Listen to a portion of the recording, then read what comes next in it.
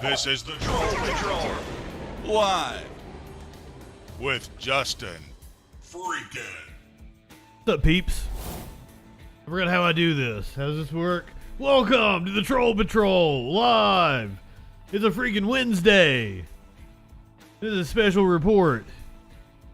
We are moments away from Ron DeSantis holding a town hall of some sorts with Elon Musk. Apparently it's a fundraiser slash town hall. This is on the, is it the Hills? Because he made the official announcement earlier today, apparently, with a video. We're going to watch that here in just a second. We're going to get an Elon Musk hosted spaces on Twitter with Ron DeSantis. I am indeed bald. This is not news for anyone who has been watching the show. Donald Trump was arraigned. I had to shave my head on one of these sporadic streams that we've had. I swear, I believe Twitch will be back. I thought Twitch was going to be back on Friday or Thursday of last week. Unfortunately, that was not the case. But we are coming up on my birthday. My birthday is this weekend. So I feel like the universe is going to give me a happy birthday present. And they're going to bless me with my Twitch account back. Warlord even knows I have a person on the inside. I didn't want to have to play that card. I only played that card after things got hopeless. Warlord knows this because I sent Warlord the message that I received back. Where apparently Twitch thinks I've been a very bad boy. I disagree.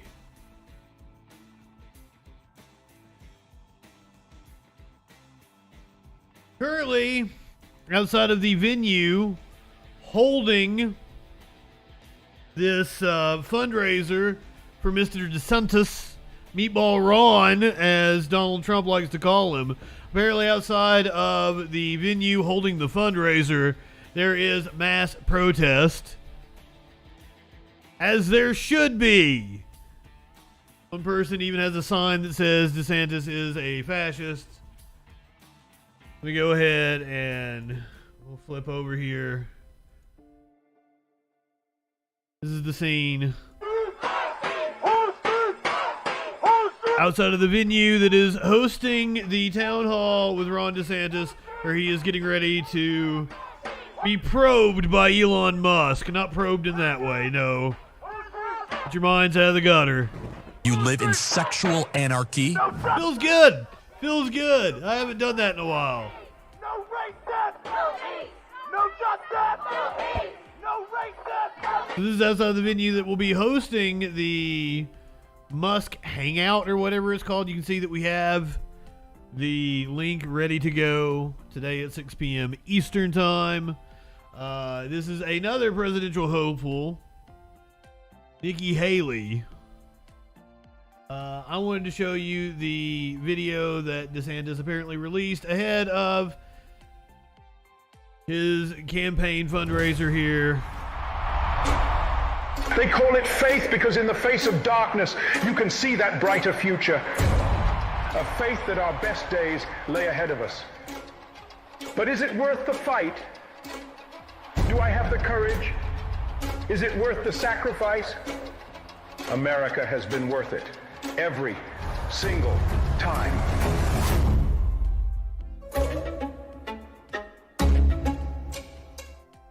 That sucked. That sucked really bad. That was a horrible fucking... Wow. Ron DeSantis. You are not very good at this. So we are about 8 minutes away from, I assume... I don't even know how this works. I don't know how you watch shit on Twitch. On Twitch. I can't watch shit on Twitch.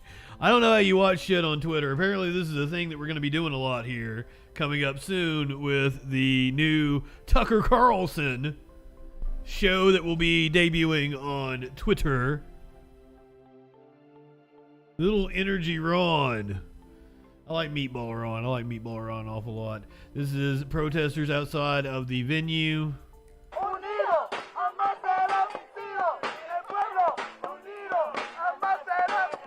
Fuck yeah, they broke into song.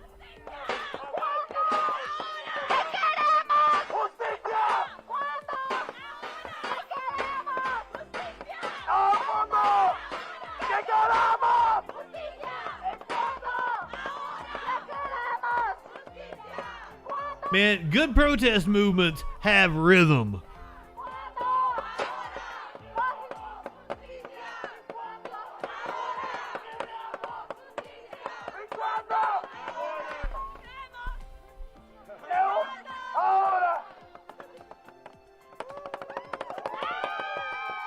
Have no clue what they're saying.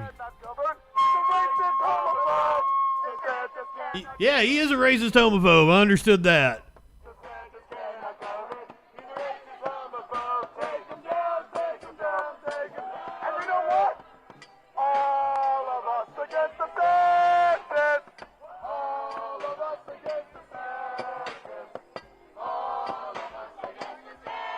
Fuck yeah.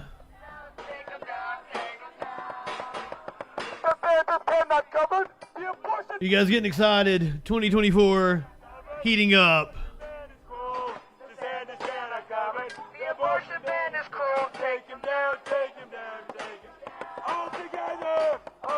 Here is your meme of the day before we get started with whatever the fuck this is gonna be. I don't even know what to expect.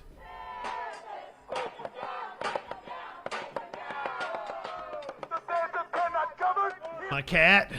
I have a high tolerance for catnip. 5 minutes later. Every fucking time. That's not true. Socks gets that face. Smokey just goes over here like it makes him sleepy. Painter gets some munchies.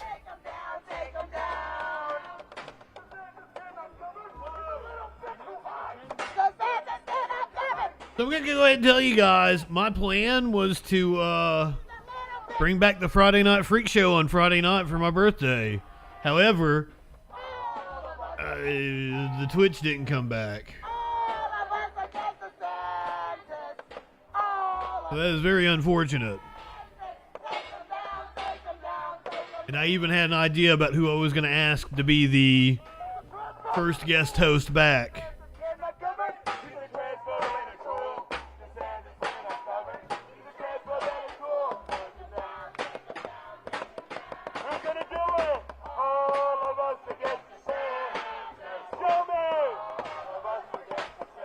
Now, would I really invite Sparkles back after the last time she was on stream with me? She made me cry. The answer is probably yes. You know me so well. Well, yeah, and that's another thing. If you subscribe to the Patreon, you get access to the video of Sparkles making me cry. You can see what happened. Once again, this is the scene outside of the venue where DeSantis will be speaking to Elon Musk momentarily. It is about 4 minutes until the top of the hour. Preparing to launch. I had to actually unblock or unmute Elon. Unblock? Yeah, I had to unblock him.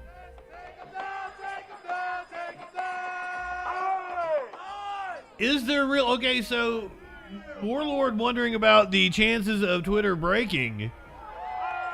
On the one hand, it's possible that Twitter breaks. JustinFREAKIN on Twitch.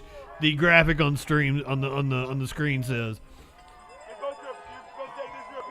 On the one hand, Twitter is likely to break just because the infrastructure is shit and has not been maintained by Elon since taking over. But on the other hand, is there really that much interest for Ron DeSantis to where there's going to be that many people watching on Twitch. One thing is for certain. I am not high enough for this shit. We must love and protect one another. We have nothing to lose but our chains. We have nothing to lose but our chains. Louder! It is our duty to fight for our freedom. Rest in power, Tina Turner. Breaking news just in the last couple of hours. We must love. Rest in power appropriate for Tina Turner. A powerful woman, a powerful black woman. Lose but our chains.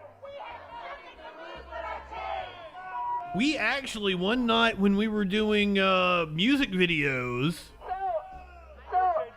we were on like 80s new wave music, and we watched Saxophone Guy, and Curiouser informed me that Saxophone Guy was Tina Turner's saxophonist. So we ended up watching Tina Turner live from Barcelona. And my God, was that an awesome concert. This is just a few months back, so I was very saddened to hear about Tina Turner today.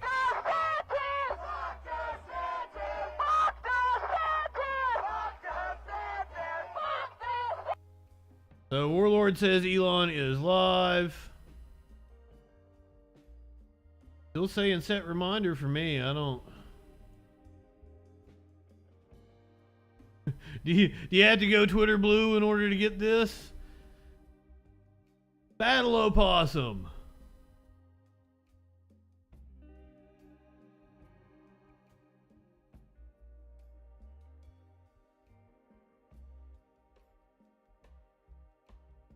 Got it.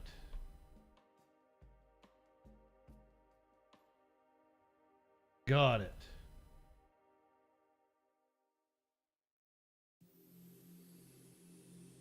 I think we're in.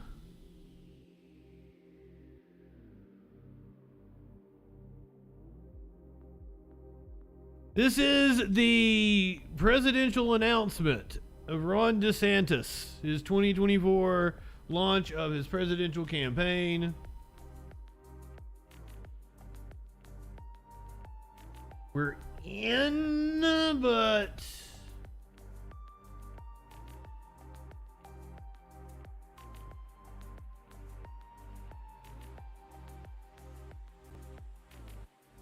can I make it bigger?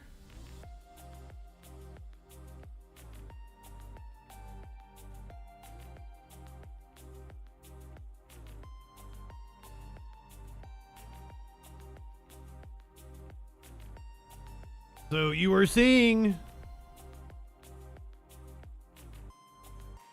how Twitter works, how well Twitter works live. It is now 6 o'clock.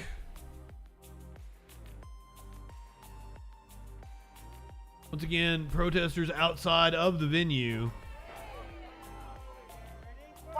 There's a good 50, maybe 75 of them out front. I guess I called it mass protest earlier, not really mass protest.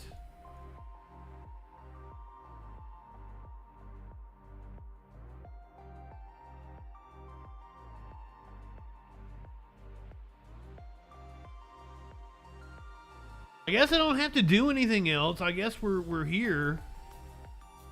I honestly don't know how this works.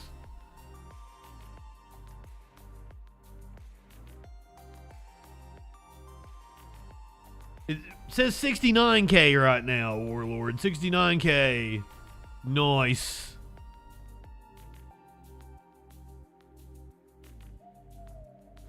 You live in sexual anarchy? Still saying preparing to launch.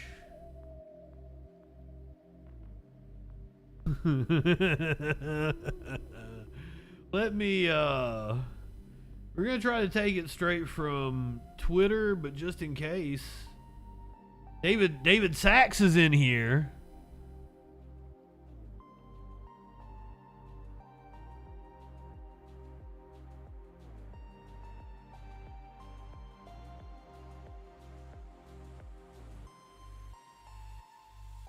just in case that we do not have the Twitter feed, let me see if I can find a news stream. But they may have not let anybody in. This may have been a Twitter exclusive. There may not be NPR, local TV stations.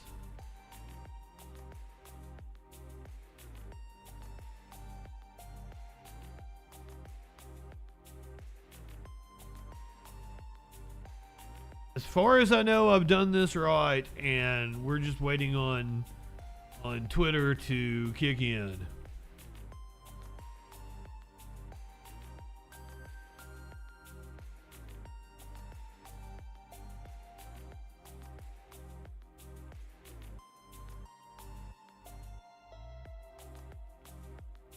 Because, yeah, I'm over here on another account. It still says preparing to launch.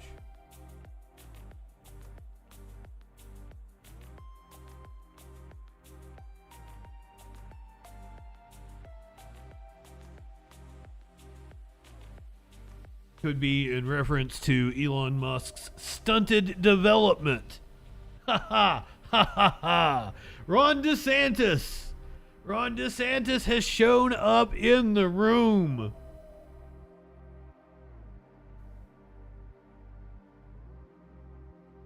Meatball Ron.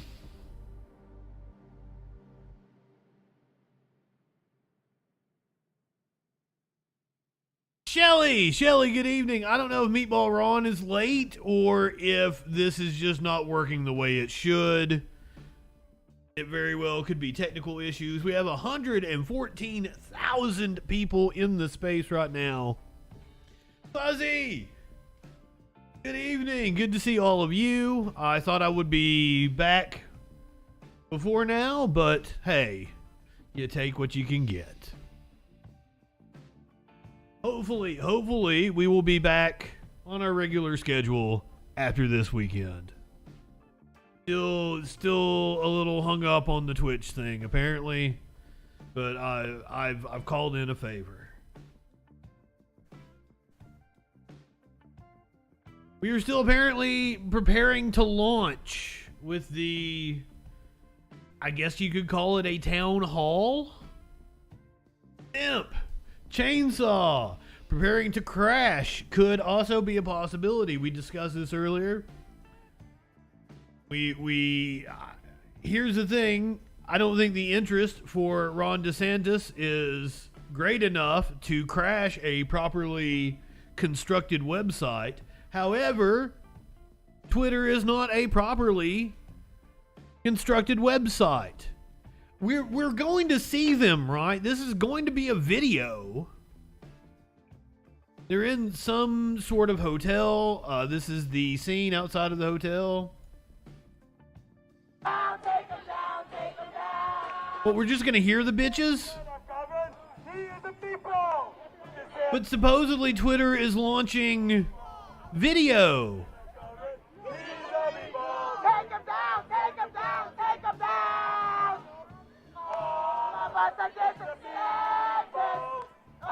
So a good 50, 75, maybe even as many as 100 people there.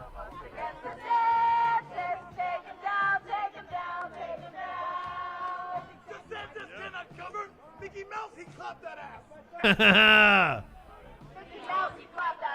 Mickey Mouse clapped that ass. That is the scene outside the hotel. I hope that DeSantis got to hear that.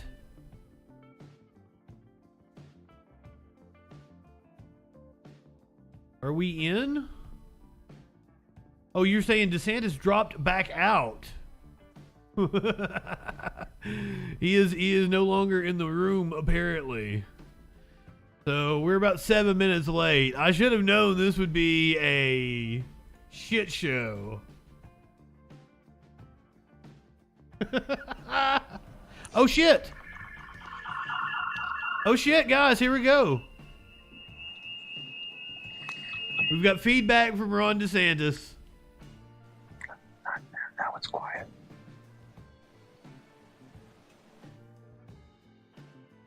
So I think that was DeSantis saying, now it's quiet. Good afternoon, good evening, or good morning, everyone, depending on wherever in the world you're joining us from. I'm broadcasting live from headquarters. It's David Sachs here. Elon is sitting next to me, and we want to welcome you to this historic Twitter Spaces event, and more broadly, a first in the history of social media. Tonight, I'm pleased to introduce two individuals who've done more to loosen the grip.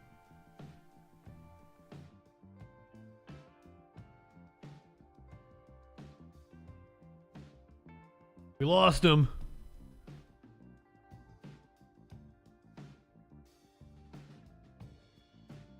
It looked like Ron dropped out again.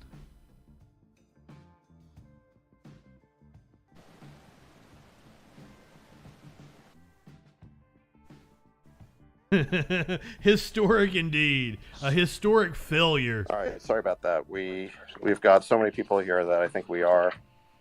Yes, Nix, that was on their end. It crashed. Which is a good sign.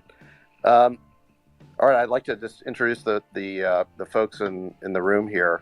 So it's safe to say we wouldn't be making history without the man sitting next to me, Elon Musk. His decision to purchase this platform last year to restore it to its original mission as a beacon for free speech, and even to expose Twitter's past complicity with a government censorship regime, might have surprised many, but not those of us who've known and worked with Elon for nearly a quarter century. His commitment to freedom and his willingness to put his money where his mouth is, upset the narrative control imposed on us by our government, elite institutions, and corporate media. Go ahead and send a heart up if you want to say thank you, Elon. Governor DeSantis first drew my attention and support when I saw how he responded to the COVID pandemic. Fuck Elon. And refused to believe what we now know to be the many falsehoods that government experts and their media mouthpieces were feeding us. He kept Florida's schools open and its economy thriving, while my state of California chose 2 years of learning loss and lockdowns that we have yet to fully. DJ Dub, what is up, my friend? We've lost him again.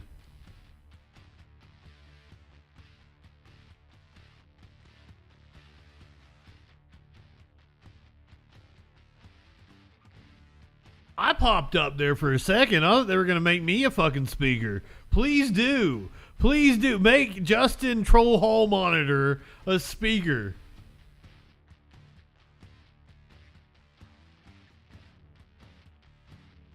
I cannot stress how awesome a good internet connection is. It's a shame that I am not able to stream.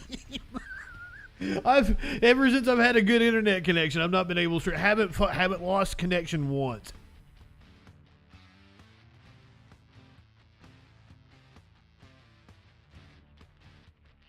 I'm pretty positive that this is on them and not on me.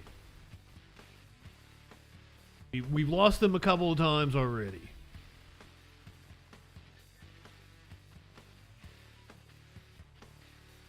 Crash and burn like a SpaceX rocket. Ha ha! Honey, how could this be the first gaffe of the 2024 election? Okay, so, we on? Yeah, I think so. Just to simplify this. 2024 election's already been going on. Joe Biden had a whole story about Frank last week. I think we're just going to use your. Yeah, this is on them, not on me. Don't judge me by them. You're on a leftist streamer's channel. You know you got good audio. Well, there's 382,000 people in the room. All right, great. So let's see. So they just keep crashing, huh? Hey, just a massive number of people online, so it's servers are straining somewhat. The first gaffe was Nikki Haley announcing her candidacy.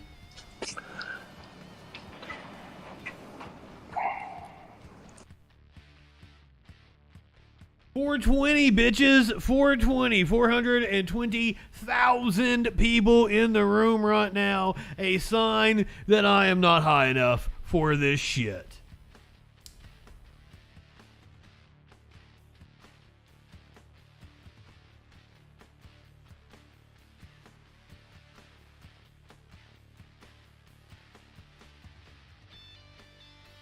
So Ron DeSantis, this is the start of your campaign, but I assure you, this is the way the whole fucking thing is going to go. And it's going to crash and burn. I was scared for a moment while we were watching the debates, the gubernatorial debate in Florida back in October.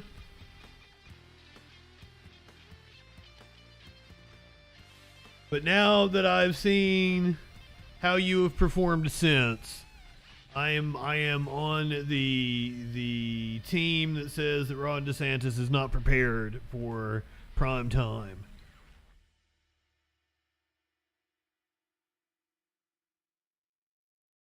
Please stream.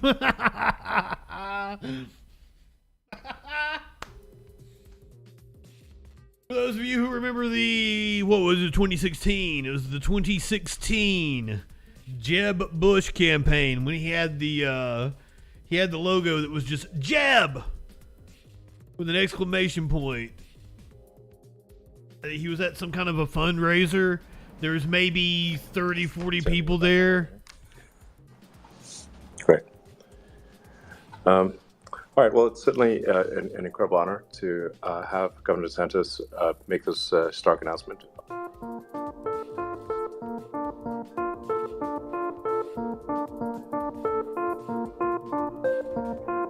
This hold music. Wait, are we dropping Grimes' new song right here? Was that all this was?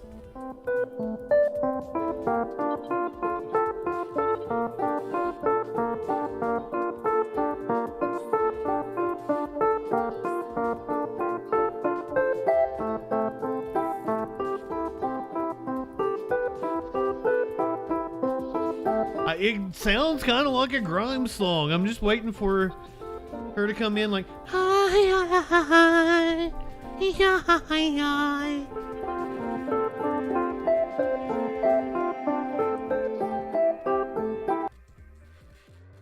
We got tricked.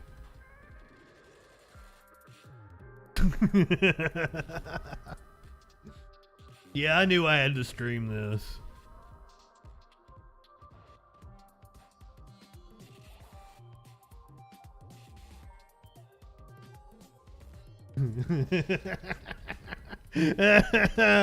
God, I hate you so much, Elon. You're such a fucking idiot. But you know what I always say? Right-wingers are morons.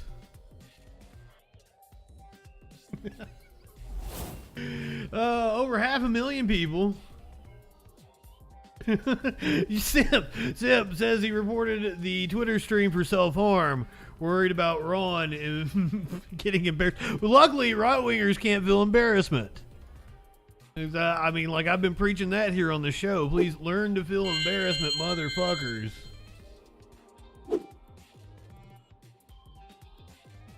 Because you just end your fucking campaign after that horrid ad. If you guys want to watch the ad again, we'll watch the ad while we're waiting for them.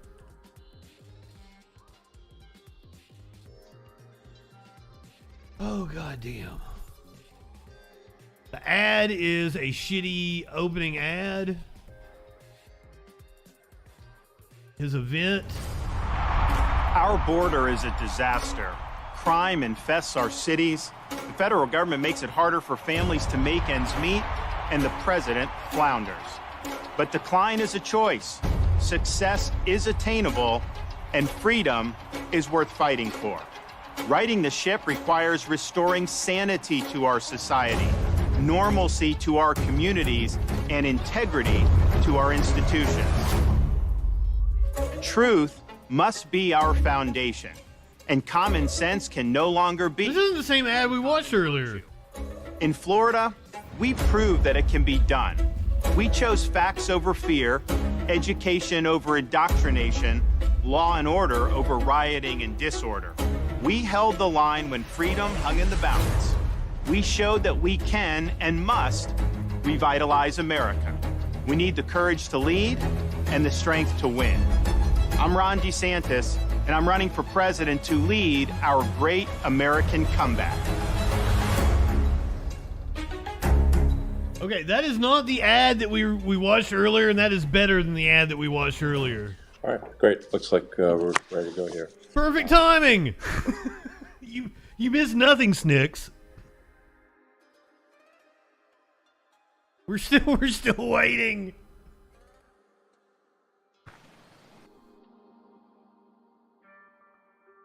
Oh.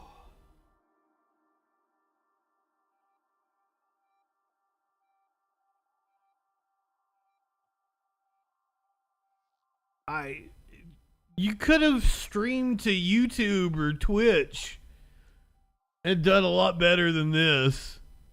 All right, I'd like to welcome Governor DeSantis for this. You'd like to, but it's going to cut out again. We're just trying to get it going because there's so many people. That's unfortunate. I'd like to never seen this before. Motherfucker, there's only 500,000 people in here. We're just trying Spider Pickle. to get it going because there's so many people. There's like 380 million people in the country. You have 500,000. Just over. So many people.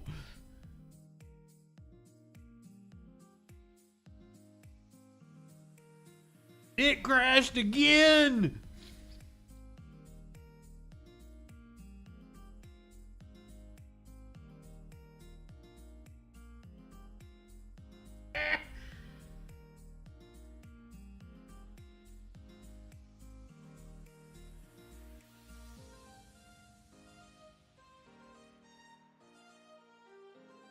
Up to 667,000.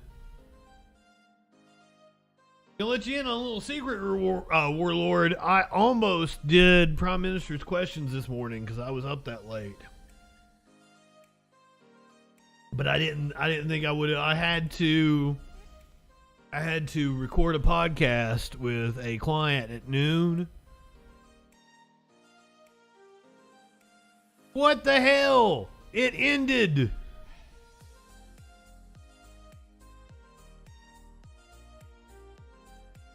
Twitter censoring right-wing voices again.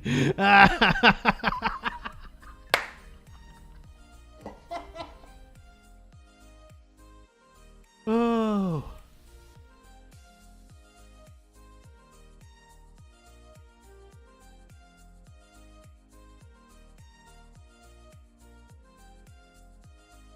Jesus fuck.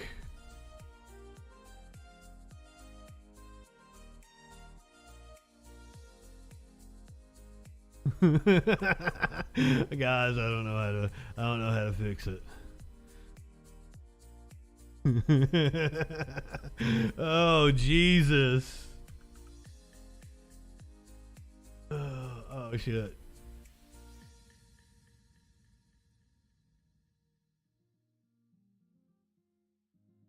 Elon L is indeed a Justin W every time.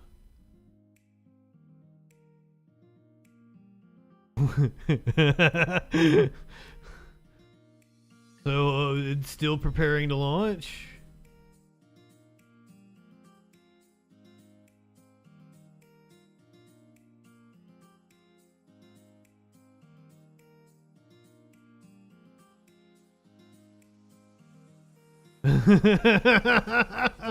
Oh, you can play the recording of it that lasted 21 minutes. Holy shit.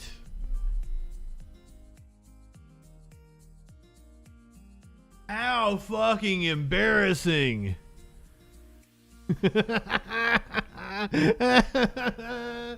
Oh, am I the only one that's live with this shit?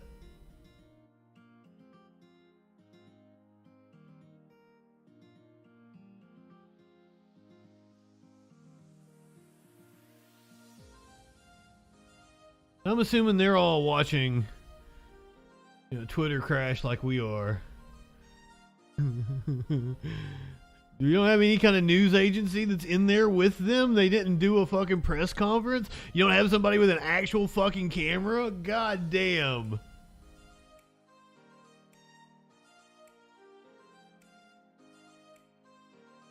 Reuters doesn't have a feed.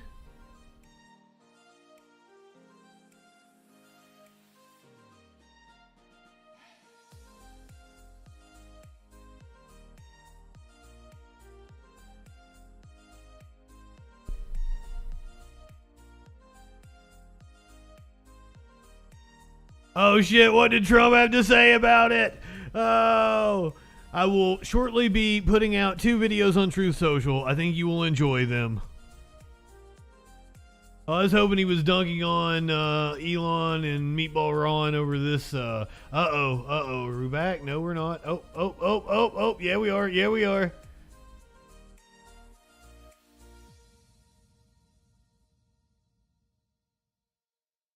Somebody actually subscribes to Elon Musk? I bet you feel fucking stupid, don't you?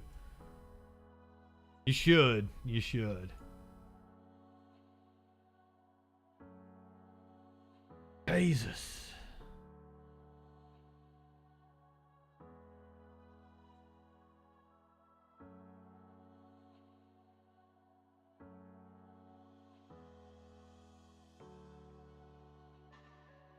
Come on, man.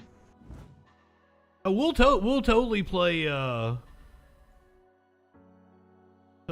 Trump. Did it drop already? 11 minutes ago. Okay. Oh yeah. Of course we gotta watch it. I'll keep Elon up over here. We'll hear if he comes back. Ron DeSantis was struggling big time in his primary race for governor of Florida. Polls revealed DeSantis was failing so bad, he was losing by a staggering 17 points. Then, DeSantis was saved by the endorsement of President Trump. Trump's support was so powerful, just days after the endorsement, DeSantis took a commanding lead that propelled him to being elected governor. I'd like to thank our president for standing by me when it wasn't necessarily the smart thing to do. You're welcome, Ron. Unfortunately, instead of being grateful, DeSantis is now attacking the very man who saved his career. Isn't it time DeSantis remembers how he got to where he is? Make America great again. Build the wall. Then Mr. Trump said, "You're fired." I love that part. Truth is, Look at that baby. one person who can make America great. That's an ugly fucking baby. Trump, and I approve this message. Also, it didn't look like it was very happy to be held by Ron DeSantis. I've got Elon up. You can say they're trying to go live again.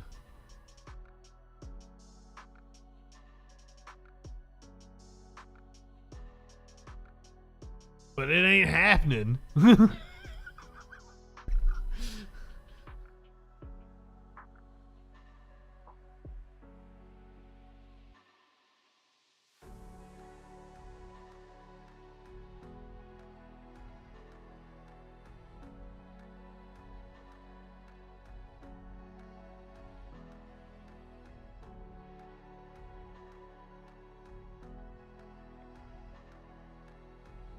Yeah.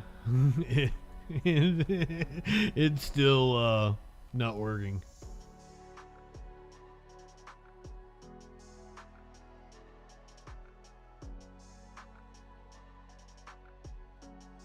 Use DeSantis, you say? Use Ron DeSantis? Because fucking Elon hosting it doesn't work? Right one? Was not the right one. That's the governor's office.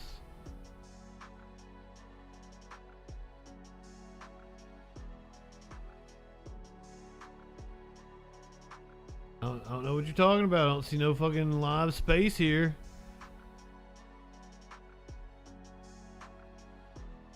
Oh. With reality, facts, and enduring principles, merit must trump identity politics. We must return normalcy to our communities. America's a sovereign country. Our borders must be respected. We cannot have foreigners pouring into our country illegally by the millions. We cannot allow drug cartels to poison our population with fentanyl. Public deserves safe communities, and law and order must be maintained in American cities. We can't have inmates running the asylum, and we must reject attacks on the men and women of law enforcement. We also must... So did I get in here before Elon? ...in our institutions. This includes the military. I'm proud to be a Navy veteran, an Iraq veteran, and I revere our services, but when revered institutions like those in our military are more concerned with matters not central to the mission, whether it's global warming or gender ideology and pronouns, morale declines and recruiting suffers. And you need to eliminate these distractions, and we need to get focused on the core mission. We also cannot have a true constitutional government if the most significant issues are decided by the whims of unelected bureaucrats rather than the people's elected representatives. Reestablishing integrity in our institutions means we must reinvigorate our constitutional system by returning the government to its rightful owners, we the people. No social or economic transformation without representation. Truth needs to be our foundation. Common sense can no longer be an uncommon virtue. And in Florida, we proved it could be done. We chose facts over fear, education over indoctrination, law and order over rioting and disorder. We held the line when freedom hung in the balance. And we're thriving as a result. Yes, the state that is banning books. Number one in net in-migration, number one in new business formations, recently ranked number one in education. We have a 50-year low crime rate. Spider, I gotta wait until like Friday. Per capita in America. I've got like a bowl left. Governing is not entertainment. It's not about building a brand or virtue signaling. It is about delivering results. And our results in Florida have been second to none. We can and we must deliver big results for America. I pledge to be an energetic executive that will take on the important issues. Biden's pursuit as low energy as they come. Hurting working people. We will reverse those policies, and we'll build an economy where working Americans can achieve a good standard of living. Biden's opened the southern border and allowed massive amounts of drugs to pour into the country. I love that they were well on their way to 1 million people. Drug cartels accountable. Biden's not even able to crack 150K now. Constitutional COVID vax mandates. We will ensure that those violations of liberty can never happen again. Biden's allowed woke ideology to drive his agenda. We will never surrender to the woke mob, and we will leave woke ideology in the dustbin of history. Biden's also politicized the military and caused recruiting to plummet. We will eliminate ideological agendas from our military, focus the military on the core mission, and we will reverse the poor recruiting trends. Finally, Biden's weaponized the power of the administrative state to advance his left-wing agenda. We will reconstitutionalize the executive branch, and we'll bring the administrative state to heel. Now, you can't do any of that if you don't win. There is no substitute for victory. We must end the culture of losing that has infected the Republican Party in recent years. The tired dogmas of the past are inadequate for a vibrant future. We must look forward, not backwards. We need the courage to lead, and we must have the strength to win. And to voters who are participating in this primary process, my pledge to you is this. If you nominate me, you can set your clock to January 20th, 2025 at high noon, because on the west side of the U.S. Capitol, I will be taking the oath of office as the 47th President of the United States. Ain't happening. No excuses. I will get the job done. Now, these past few years have given me a new appreciation for the fragility of our freedoms. I never thought I would see things in America that we saw during the COVID-19 pandemic, but our founding fathers were keenly aware of the fragility of freedom. When they framed our Constitution, they came armed with having studied the history of every republic. And I know, Simp, I wanted video. Notice that all of those experiments only had one thing in common, and it was this. Every single one of them had failed. And so they knew it fell to our country, the United States of America, to determine whether people could really govern themselves. Could we have a society based on the idea that our rights are God-given, not government-granted, and that society functions based on the rule of law, not the rule of individual. Guys, there's a couple of cute puppies out in the yard. I might have to leave. He was asked, did you deliver a republic or a monarchy? He said, a republic if you can keep it. They knew freedom didn't run on autopilot. They knew each generation would have a responsibility to safeguard freedom, and it's our responsibility to do so at this they're important itty bitty juncture in our nation's history. We have a lot of work to do to ensure the country gets back on track. I ask everybody listening to please join me on this mission. Please invest in our cats are bigger than these puppies. DeSantis.com and making a donation. Thank you. God bless, and I look forward to the discussion. Are we having a discussion? I appreciate that. I guess just as a first follow-up here, thank you for putting up with these technical issues. I think we're definitely breaking new ground here. As far as I know, no major presidential candidate has ever announced their candidacy on social media this way. Certainly could be because it's been an absolute fucking disaster. What made you want to kind of take the chance of doing it this way, as opposed to just doing it on cable news or the usual way? Well, when COVID hit, he would have done a lot better if he just had his own in-house fucking PR team release a video. And I chose to do the latter. I faced huge blowback for doing that from the bureaucracy, from elites, from the media. But my view was I had to look out for the people I represented, prefer protecting their jobs over trying to safeguard my own political hide. But it was very, very lonely in a lot of those decisions. And part of the reason it was so lonely is because there was a concerted effort to try to stifle dissent. There was an official It's so lonely, but that is the narrative that you are writing to about all these a presidential bid. Navigate during COVID, and it was an orthodoxy being enforced by the major tech platforms in conjunction with the federal government. And if we can't have an honest debate in a free country about issues that affect hundreds of millions of people, like lockdowns, then what good is the First Amendment at that point? Those are precisely the time. There it crashed. So I wonder if it was the amount of people that got up to 183,000.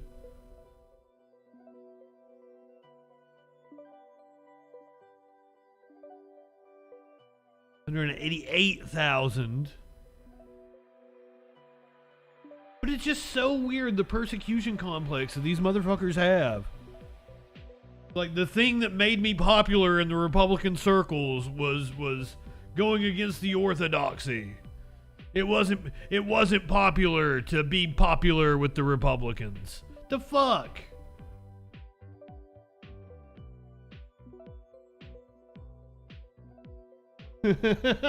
We're up to 194,000 people who are not hearing from Governor Ron DeSantis. So I think what was done with Twitter is really significant for the future of our country. We come back to him sucking Elon's cock. Which government is colluding with major tech platforms to enforce an orthodoxy. Well, thank you. Yeah, sucking on the freedom cock. Committed to freedom of speech and a level playing field, and just a vigorous debate. And hopefully, this can be a platform that motherfucker taking down tweets on behalf of Erdogan to exchange those views, and perhaps some minds will be changed one way or the other. And but it's just incredibly important free as speech. you highlight that the First Amendment is irrelevant if all the media and all the government are operating in lockstep. It makes and once again, they're referring to the Biden campaign as the government. Never bringing up all the requests that Trump made to take down tweets. Remember, we covered Chrissy Teigen calling him a pussy-ass bitch. The White House, which was the actual government, petitioned to get that tweet taken down. The Biden campaign simply asked Twitter to enforce its rules about revenge porn and take down pictures of Hunter Biden schlong. I do believe one of the links, we do not know what it was, but 3 of them, it was like 3 of the 4 were Hunter's schlong. How they aren't welcome in your state. Claiming that Florida is unsafe is a total farce. I mean, are you kidding me? You look at cities around this country, they are awash in crime. In Florida, our crime rate is at a 50-year low. You look at the top 20. Crime is at a 50-year low nationwide, motherfucker. Does not have a single one amongst the top 25. And if you look at cities like Baltimore and Chicago, you got kids more. Chicago's not in the top 25. Than to receive a first-class education. Yet, how many school shootings have been in fucking Florida? About all the outrage and the carnage that's happening in those areas. So this is a political stunt. These left-wing groups have been doing it for many, many years. And at the end of the day, what they're doing is colluding with legacy media to try to manufacture a narrative. Now, the good news is fewer and fewer Americans are gullible enough to believe this dribble. And platforms like Twitter are there where people can debunk these lies in real time. And I would just say, as an American citizen, if you are uncritically accepting narratives spun by legacy media and left-wing groups, you're failing at your job of being a conscientious citizen. And I think people just see right through it. And oh, by the way, have any of these travel advisories, because they've been doing this for a while, all these left-wing. There are 2 Florida cities in the top 25 for violent crime, by the way. And have been every year since I've been governor. We just capped the highest quarter for tourism in the history of the state of Florida. And our view is we want everybody to succeed regardless of their skin color. We don't divvy up people by race. At the same time, it is worth pointing out that we have in Florida more Black-owned businesses than any state in the nation. And we've also had more African Americans lead state agencies under my administration than at any time in Florida history. But with us, you know they're there because of merit, not because we're play identity politics. And if you want to look at Joseph Lopato, oh my God. In Florida, perform much higher than Black students in most other states. We rank number 3 in 4th grade reading and number 2 in 4th grade math amongst our Black student population. And oh, by the way, the head of the NAACP lives in Florida, and a lot of their board members have put out on social media during my governorship Florida vacations where they seem to be having an awful good time. That's great. Well, I mean, Florida's a great state, and I think the people realize that. No, it's not. Things that are being said are just truly absurd. It is literally the laughingstock of the country, of the world. Basically claiming that anyone who listens to this... There's literally a joke that the United States is the Florida of the world. That was the Atlantic. And then Vanity Fair said that that you were hosting or interviewing because David Duke wasn't available. Oh, yes. Although I'm not totally sure who they were saying was David Duke. I don't know if it was you or Governor DeSantis. It's sort of a little bit unclear. But I think this is a function of... If the shoe fits. The legacy media, these corporate journals, they're in their little bubble. And to draw allusions to stuff like that, I mean, how crazy do you have to be? But in their little bubble, it sounds like they're making some type of profound point. And so part of, I think, what Twitter is standing for is people should be exposed to different viewpoints. And I think the elites in our society have tried to cluster themselves to where their assumptions are never challenged, and that's not a... Once again, this motherfucker is like, it's also what fucking school did he go to? Be a critical thinker. He is one of the elites. Question obviously wrong assumptions because everybody around you shares them. Absolutely.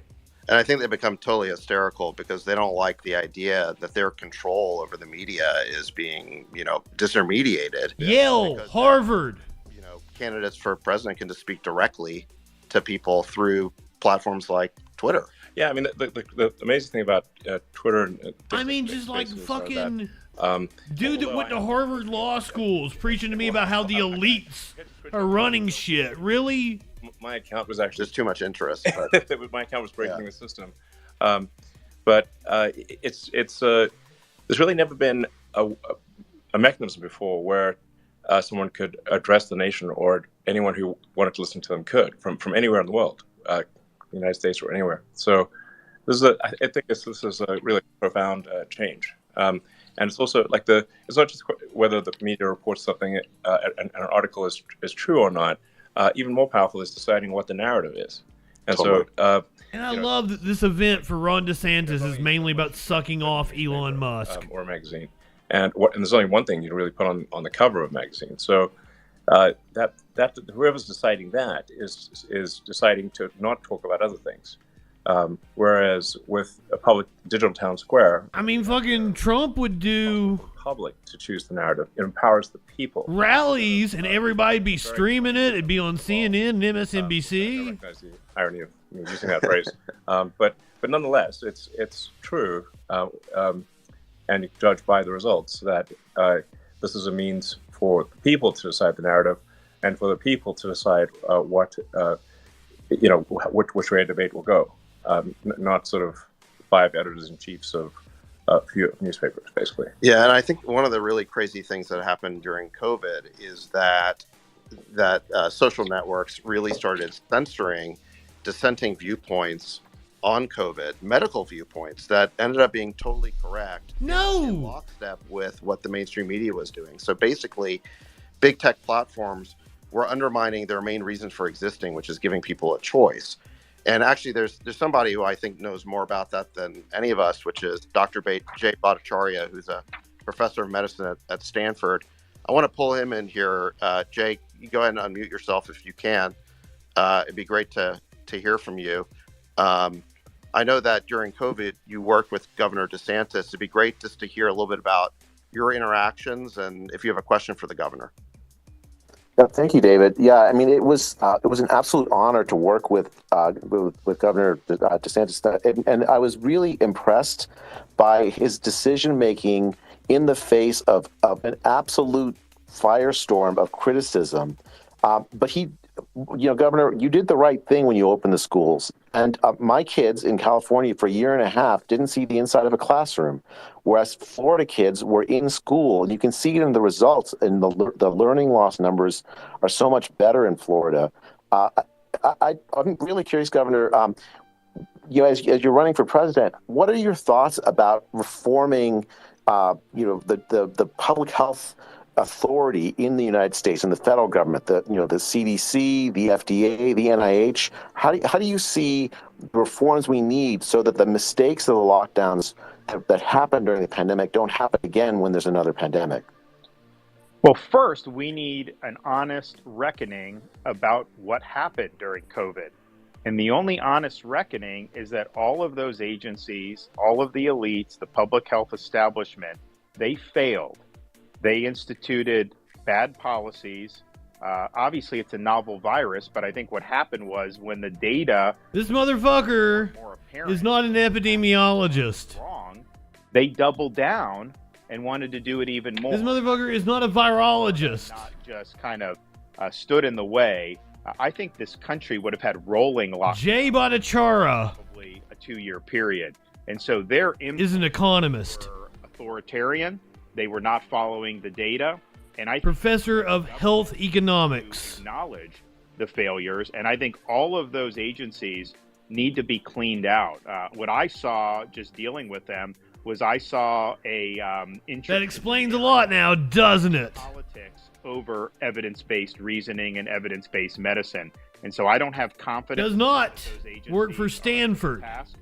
And I think you need major works for the Stanford Institute for Economic Policy Research. Respect to public health in this country. Can I follow up with that? Funded by the Hoover Institution and the Rand Corporation. The other thing that I saw during the pandemic, Governor, and you was subject to it just as much as I was when we were talking about COVID. YouTube censored a video of us speaking about in a roundtable that you hosted on COVID policy.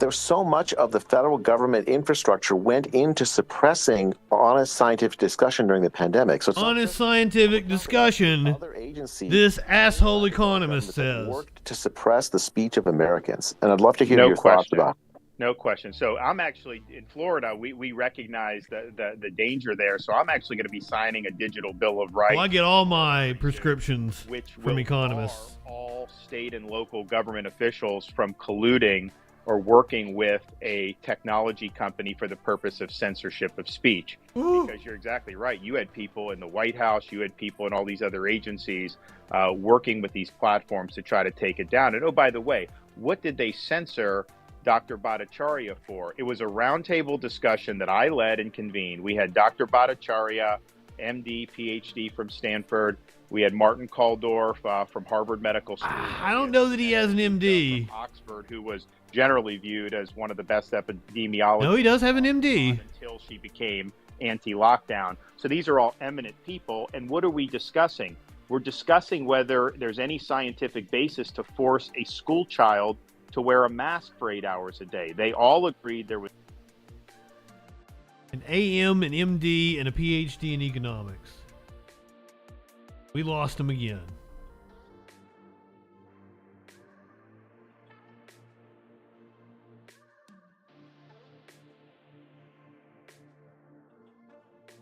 Dishonest motherfuckers. Gotta use that woke medicine. They're talking about having honest conversations. They pass this motherfucker off as a medical researcher, but he's just an economist. Paid by the same right-wing assholes. Push COVID nonsense. Every fucking time.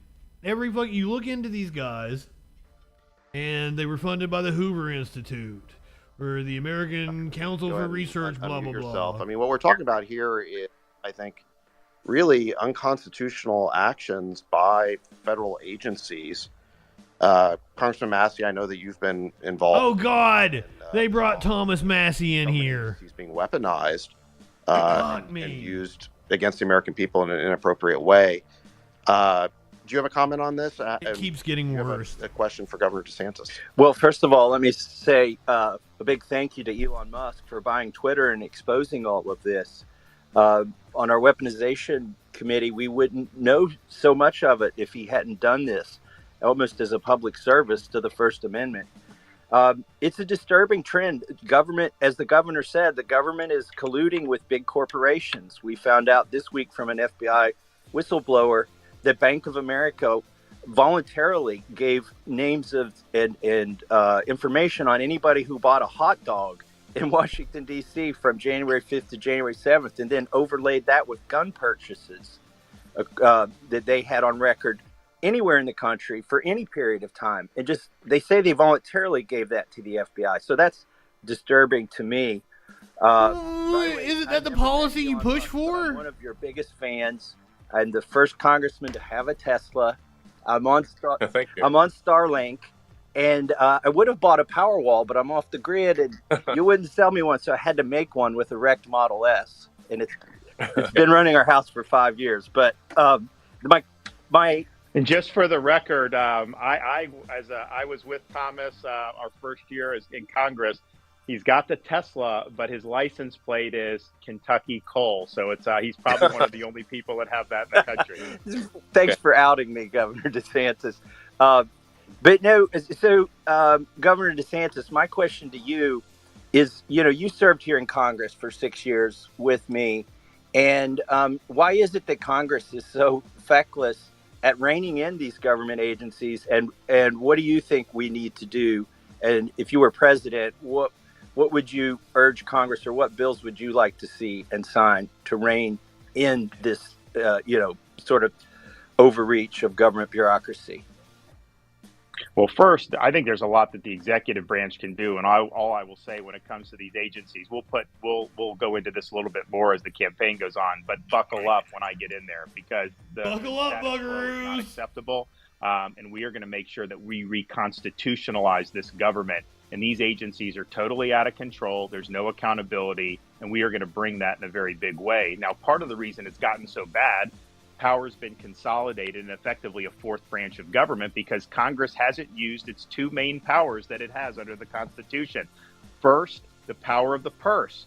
If an agency is engaging in conduct that is outside the realm of what is legal, or you think it's not good for the public interest, then you can remove the funding for those operations. The Department of Homeland Security. That they're not entitled to get the CIA. Yeah, I can totally get down with that. Government on autopilot, either continuing resolutions, the DOD, spending bills. So these agencies are all bulletproof. They know that they're going to end up getting something similar or more every single year, and it creates an incentive for them to abuse their power. The other thing you can do is actually legislate, so you're not delegating to the bureaucracy key issues regarding how to enforce federal law. You should define what you want. All they should be doing is implementing. Instead, Congress will basically give an invitation for the bureaucracy to make really important substantive decisions. And so Congress may never vote on something. Now, what they're saying is,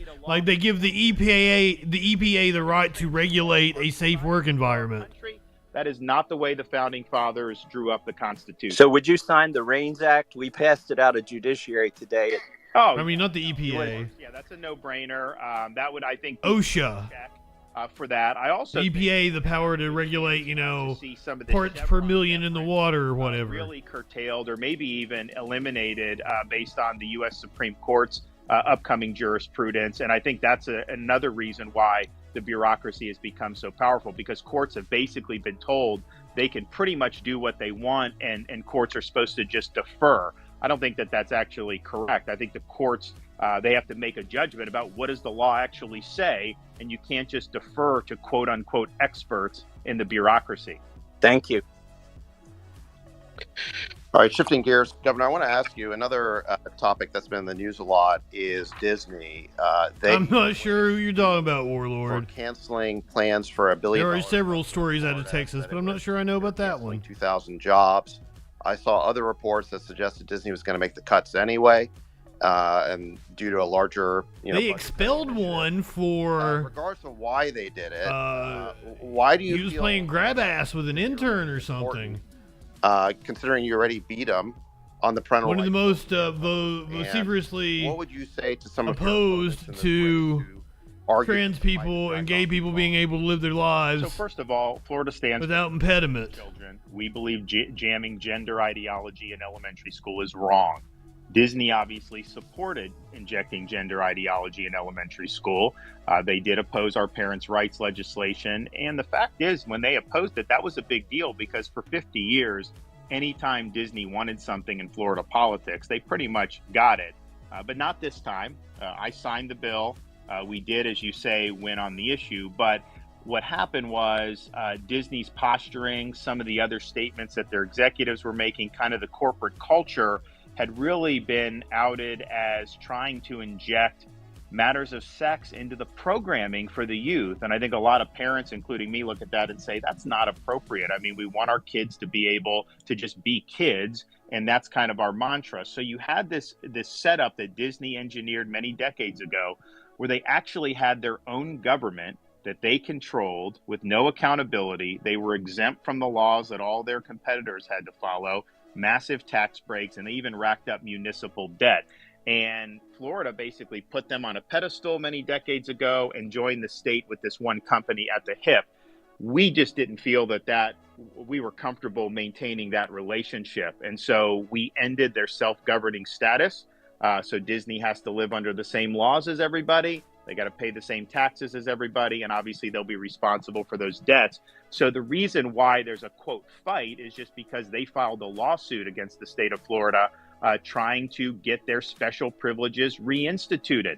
But I don't think that that's good policy. And I think some of these Republicans that are taking Disney's side, they're basically showing themselves to be corporatists, because these are all corporate goodies.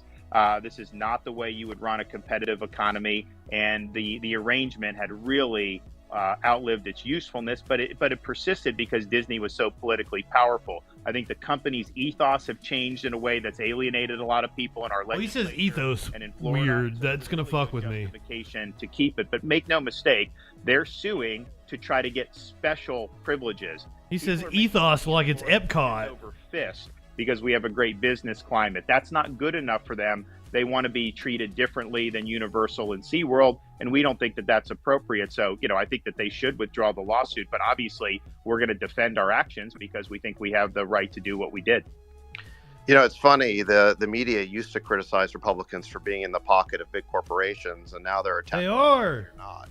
Well, not only that, David, it's interesting because the media in Florida for years had hammered Disney, and they would point out like that this was not a good arrangement, because Disney was not accountable to anyone. I mean, when the state control board took over this district, the firefighters came to the board and they said, hey, we weren't getting survivor benefits for some of these widows. And so the state control board actually paid out some of the benefits that they were I getting believe skipped that. on. There were a lot of people in Central Florida who were really thankful that there was some accountability being brought to bear because, I mean, you know, it's human nature. If there's no accountability over any individual or entity, of course, they're going to behave differently than if you have normal accountability.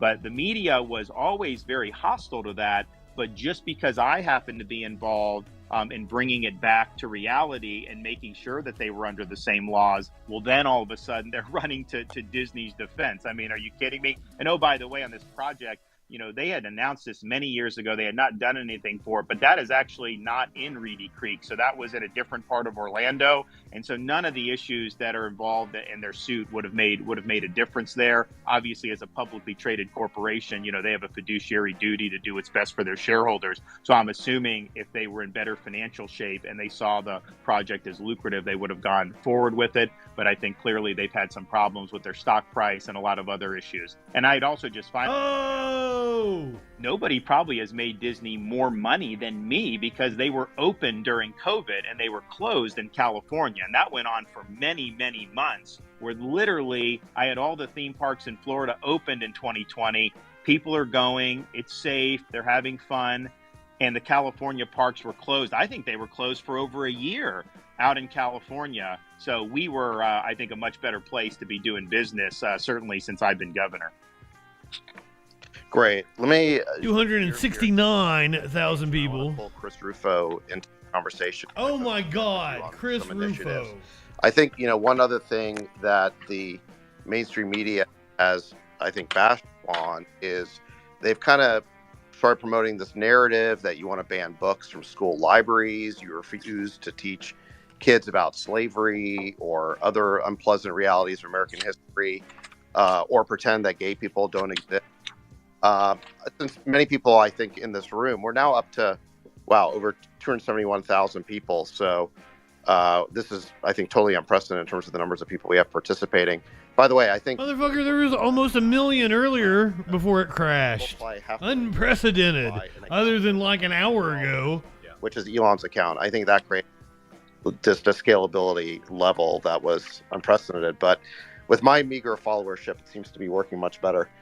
It's we have some scaling issues specifically related to my account.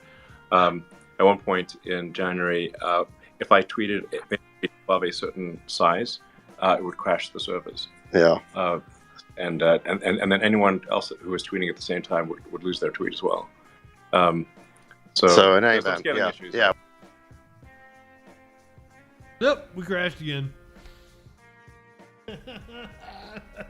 Oh my God.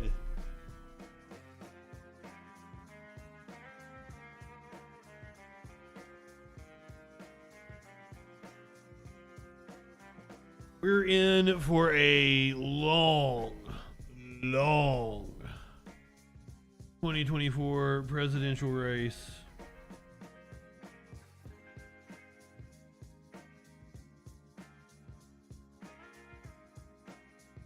I don't even. Can't say.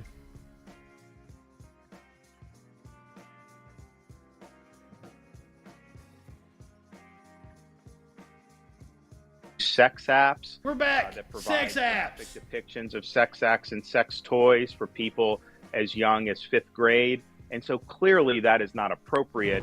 You live in sexual anarchy. And so parents fucking 5th grade. In the schools take them out. That's exactly the age you should start learning fucking that we called sex exposing the book ban hoax. And before I had the parents come up, before I spoke, I just played the video that had the images of the books that the parents had objected being in their kids' classroom. And the local news had to cut the feed because they said it was too graphic. Well, if it's too graphic for the 6 o'clock news, how is it okay for a 6th grader or a 5th grader? And so nothing's being banned. They're basically ensuring that we make curation choices that are consistent with state standards. And I would say a lot of the things in the book Night. We eliminated critical race theory from our K through 12 also schools. would not be appropriate for the 6 o'clock In other news. words, I don't we're not know. going to take a kid who comes in at 6 years But old. the junior high should still be reading it. Based on what their race is. That's divisive. That's wrong. We're also not going to be teaching people to hate their country. But what we are going to do is teach the accurate history. So in the same bill that banned critical race theory, we required teaching thoroughly about racial discrimination that occurred in American history. And Florida's history standards require all of those subjects from slavery, Reconstruction, segregation, all of that to be taught, and we'll continue to do that. So I think what you see... I don't know. I think apparently we've got 2 different indictments coming within the coming couple of months. That we are actually legislating or regulating, so they create these hoaxes that somehow you don't want kids to learn. The tone of the reporting about the Jack Smith investigation has changed drastically. Material. And the question is why are there people intent on trying to get this stuff into the classroom? And I think it's part of a political agenda. So our mantra in Florida is this: purpose of the schools is education, not indoctrination. Yes, I think it's very inappropriate to have sexually explicit material in a 5th grade library. Usually they wouldn't have to step down as governor. Focusing on that type of instruction, there's an opportunity cost. I don't know if there is a law in Florida that would force him to do more so. On science or reading or math. And so I think we're getting it right. And I think almost invariably, and Chris Rufo's had to deal with this too, when they're trying to craft these narratives, you just peel back the onion, you realize that this is something they're manufacturing. Yeah, that makes a lot of sense. He would step down if he were to win. There would still be what, a year and a half left of his term, 2 years. Actually, there was the one this week was that Miami-Dade County took a book that was about like poems from I think like Biden's inauguration, and they moved it from elementary school library to middle school library. The media tried to act like somehow this is being banned. And you actually had Miami-Dade County Public Schools spokesperson have to come out and say there's nothing that's been banned or removed. It was basically just determined that this particular book was better suited for middle school. And so they put it in the middle school media center. And the media tries to act like somehow that is offending something with a book ban. So, but I think part of the reason that they're doing that is because, there is actually a movement to ban books from like Amazon and some of these others. California, some municipalities have banned things like To Kill a Mockingbird. What they're trying to do is see if some of these books pass a woke test. And if they don't, they are. No. They're misrepresenting the whole To Kill a Mockingbird thing. That's a different question than what would be appropriate for a 3rd grader. Or there are parents that don't want their students reading To Kill a Mockingbird out loud and dropping M-bombs around to their friends. That's the issue. Absolutely. Well, in fact, a friend of mine, Tim Urban, who has a blog called Wait But Wine, is really one of the most reasonable people on earth and one of the most reasoned people I've ever met, had a lot of trouble actually publishing his book. Simply because it debated sort of sacred cows of woke ideology. Motherfucker, self-publish. Incredibly reasonable book. But you can't tell me Elon Musk's friend had trouble publishing a book. De facto book banning and de facto book suppression that I see quite a lot of.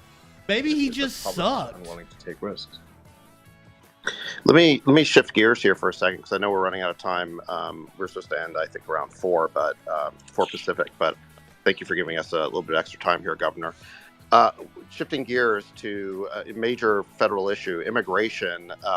We see I've seen these videos on social media and on TV of what looks like just insanity at the border. What is your take on what's going on there, and how would you address that as president? Well, I'd reverse what Biden's doing. You need to shut the border down. You should not be entertaining these asylum claims for people crossing illegally. Asylum is illegal. They're not. If they're claiming asylum, that's illegal. They're being persecuted. These people coming overwhelmingly are economic migrants that are coming across many other different countries. They should be applying for asylum there if they were, truly qualifying for that, but they're not. They know that if they just show up at the southern border, and these are people all over the world, that are coming illegally, they know that they will get a sheet of paper saying, okay, come back for a court date in 3 years, and they get released to the interior of our country. It's an absolutely insane system. It's not at all what happens. We will move on day one by declaring a national emergency. We will construct a border wall. We will make sure we have remain in Mexico and that we're not entertaining those claims in that way. And we really need to hold the Mexican drug cartels accountable because they're facilitating a lot of this migration. They obviously make money off of it. They treat a lot of these people very horribly as they're trafficking them through Mexico and into the United States. And of course, the cartels have been responsible for moving massive amounts of fentanyl into this country. And that's killing tens of thousands of Americans every year now. And what they're doing is they lace the other types of drugs with the fentanyl. So you may have like a teenage kid. And I would say there is some cases that take 3 years to adjudicate, but it's not 3 years until you get your first date. You know, these kids can overdose and die. And so mothers are losing kids. Well, I mean, we've got stories of it taking longer than 3 years. And I just don't think you could allow these criminal organizations to continue poisoning our population. So it'll be a day one issue. We will bring overwhelming amount of resources to deal with it. And we are going to stop this insanity once and for all. There's a, I think, follow-up question on immigration from Steve Dace, who is a national radio personality and I think an important commentator in the great state of Iowa. Steve, do you have increased funding for judges and lawyers? There's not enough immigration lawyers. Not enough administration staff to process them. If that's on purpose too. If Steve's gonna mute, then we'll go ahead and ask him for a question. If not, we'll keep rolling here. All right, 3, 2, going, gone. I'm there, all right, guys. sorry, Steve. I'm there, guys. Oh, Sorry. there you go. All right. Yeah, my bad. First of all, I want to echo what Congressman Massey said to Elon. Elon, if I put down money on January 1st, 2022, how's his balls taste? Twitter was going to be the last bastion of free speech on Earth. Oh my God! I'd be about as rich as you are on that bet right now. I mean, it's incredible what you have done here, and the restoration. He did give me my account back. People that were truth tellers and were ran from here for telling the truth. I saw a meme the other day that said, "Of course, you have scientific consensus when you censor all the scientists who disagree." Oh, so Jesus! I wanted to just say, first and foremost, on behalf of a lot of grateful people around the country and the world, really. Thank you very much. This is Mr. Justin Freakin. That cause. Thank you. A question. August 2009. This is my original Twitter. I will give Elon props for giving me my Twitter back. They crashed again.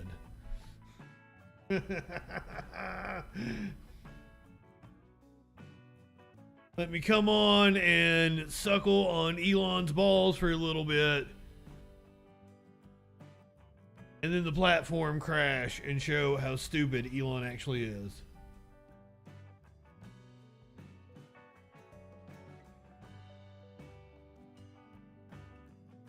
Socks was loving on Smokey over here. That was really cute. I hope you guys saw it. And when Socks got down off of the couch, Smokey tried to grab him. Smokey's like, "No, don't leave. Love on me some more. Because I've got 2 of the sweetest cats in the world and then 1 of the meanest." Number 2, I understand the different leverage points that you would have under Article 2 of the Constitution. I studied that a lot at becoming governor about Florida's Constitution, doing the same thing for the federal Constitution. And you've got to know how to use your leverage to advance what you're trying to accomplish. So, for example, you know, there's leverage that we can use vis-a-vis Mexico that I think presidents have not been willing to do. I think sometimes for political purposes. But I'll look at, okay, what are all the variety of options we can do? Which buttons can I push? And I will do that to be able to bring this issue to a conclusion once and for all. We had Hurricane Ian come through Southwest Florida, Category 4+ storm, September of 2022. They wouldn't give you your original Twitter back? Did a lot of damage, but one of the I have continued to log into my old Twitter and shit. So I kept it active. And the locals were being told it's going to take 6 months to get that stuff repaired. And so they came to me, even though these were not state-owned bridges, and they said, "Can you help us?" And I said, "Okay, I'll do it." So I got my guys together. I said, "Listen, no bureaucracy, no red tape, and no excuses. Get it done. We need to open these bridges back. Pine Island Bridge reopened 3 days later. Sanibel Causeway opened 2 weeks after that, way ahead of schedule, because we wouldn't take no for an answer, and we wanted to make sure we got it done. So for me, it is not a campaign slogan that you get in and then forget about it. I'm, as an American citizen, if I wasn't running, this would be an issue that bothers me. I've put a lot of my capital as Florida governor involved in combating illegal immigration. We banned sanctuary cities my first year. We just did a strong anti-illegal immigration bill in Florida that's working. I put marine assets in the Florida Keys to help the Coast Guard repel boats from places like Haiti. I have people at the southern border right now helping Texas, and we've even been able to relocate illegal aliens to places like Martha's Vineyard. So I don't think any governor has probably gone out of his way to do more to try to make an impact on this issue. And we're aware, Ron.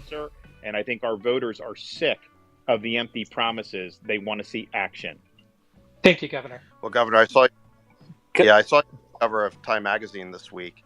And I think they were trying to do a negative story because they had you were sort of scowling in this portrait they made of you, and in the article they call you they compared you to the Terminator, and I think they meant insult, but I thought it was kind of cool. I thought it was. I don't know if it is, but that was the picture I used on the thumbnail. Ruthless assassin to go in and basically take on the woke mob, take on our out of control government, and take on problems like the ones that I thought it was funny. So, again, I thought it made you sound great, even though that may not have been their intention.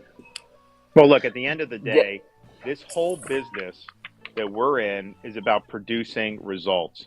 I don't care about fanfare. You know, I'm the governor, like that is, I'm known, right? And I go around the state and everything, and people are very nice. And so, I mean, I appreciate the well wishes, but I don't need any of the fanfare. I don't need any adulation.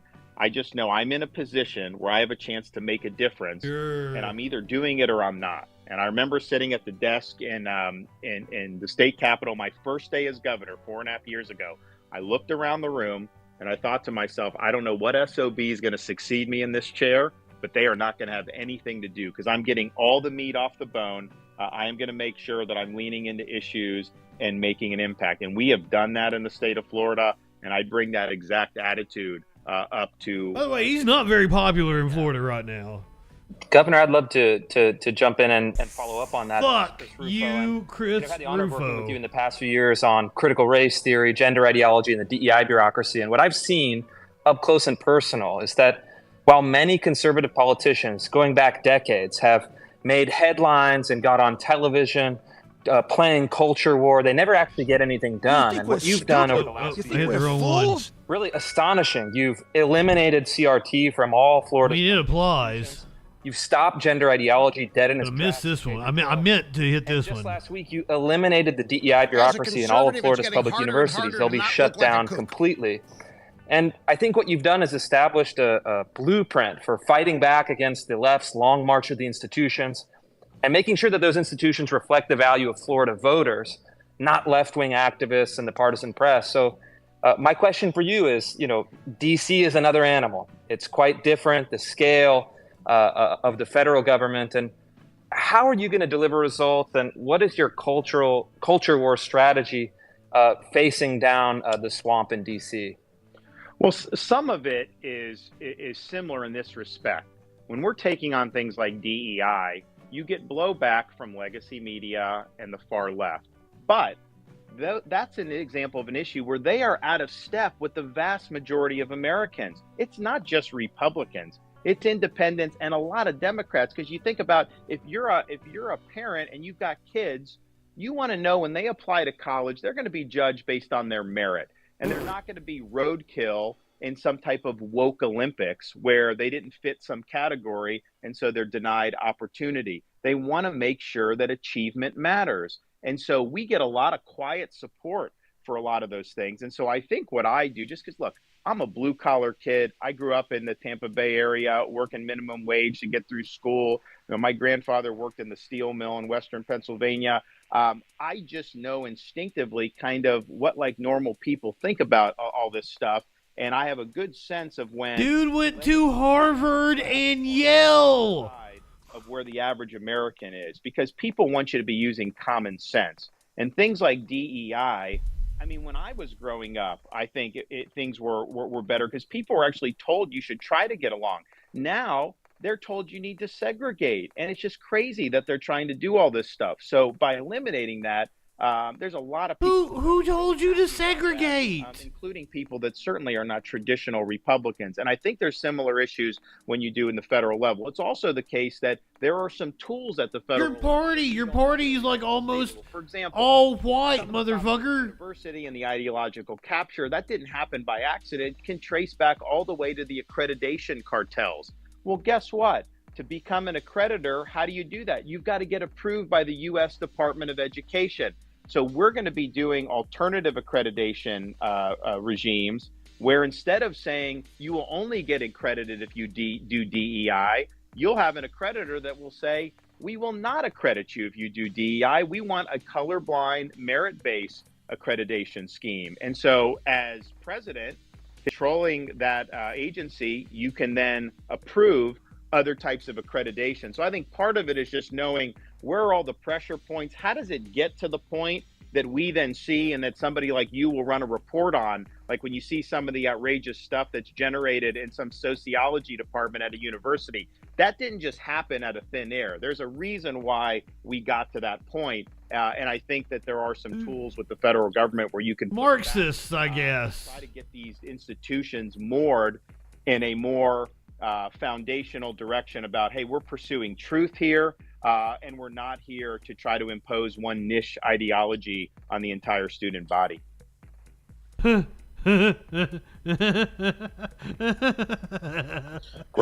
Here's Dana Lash. You have oh God, NRA comment for the governor. I do, and thank you both Dana Lash for joining us in a very new way. I really appreciate that. I think it's really cool. And for your support of free speech too. And Elon, I have to say thank you for taking arrows and for unthrottling all of us who got in trouble for sharing a New York Post story about a laptop.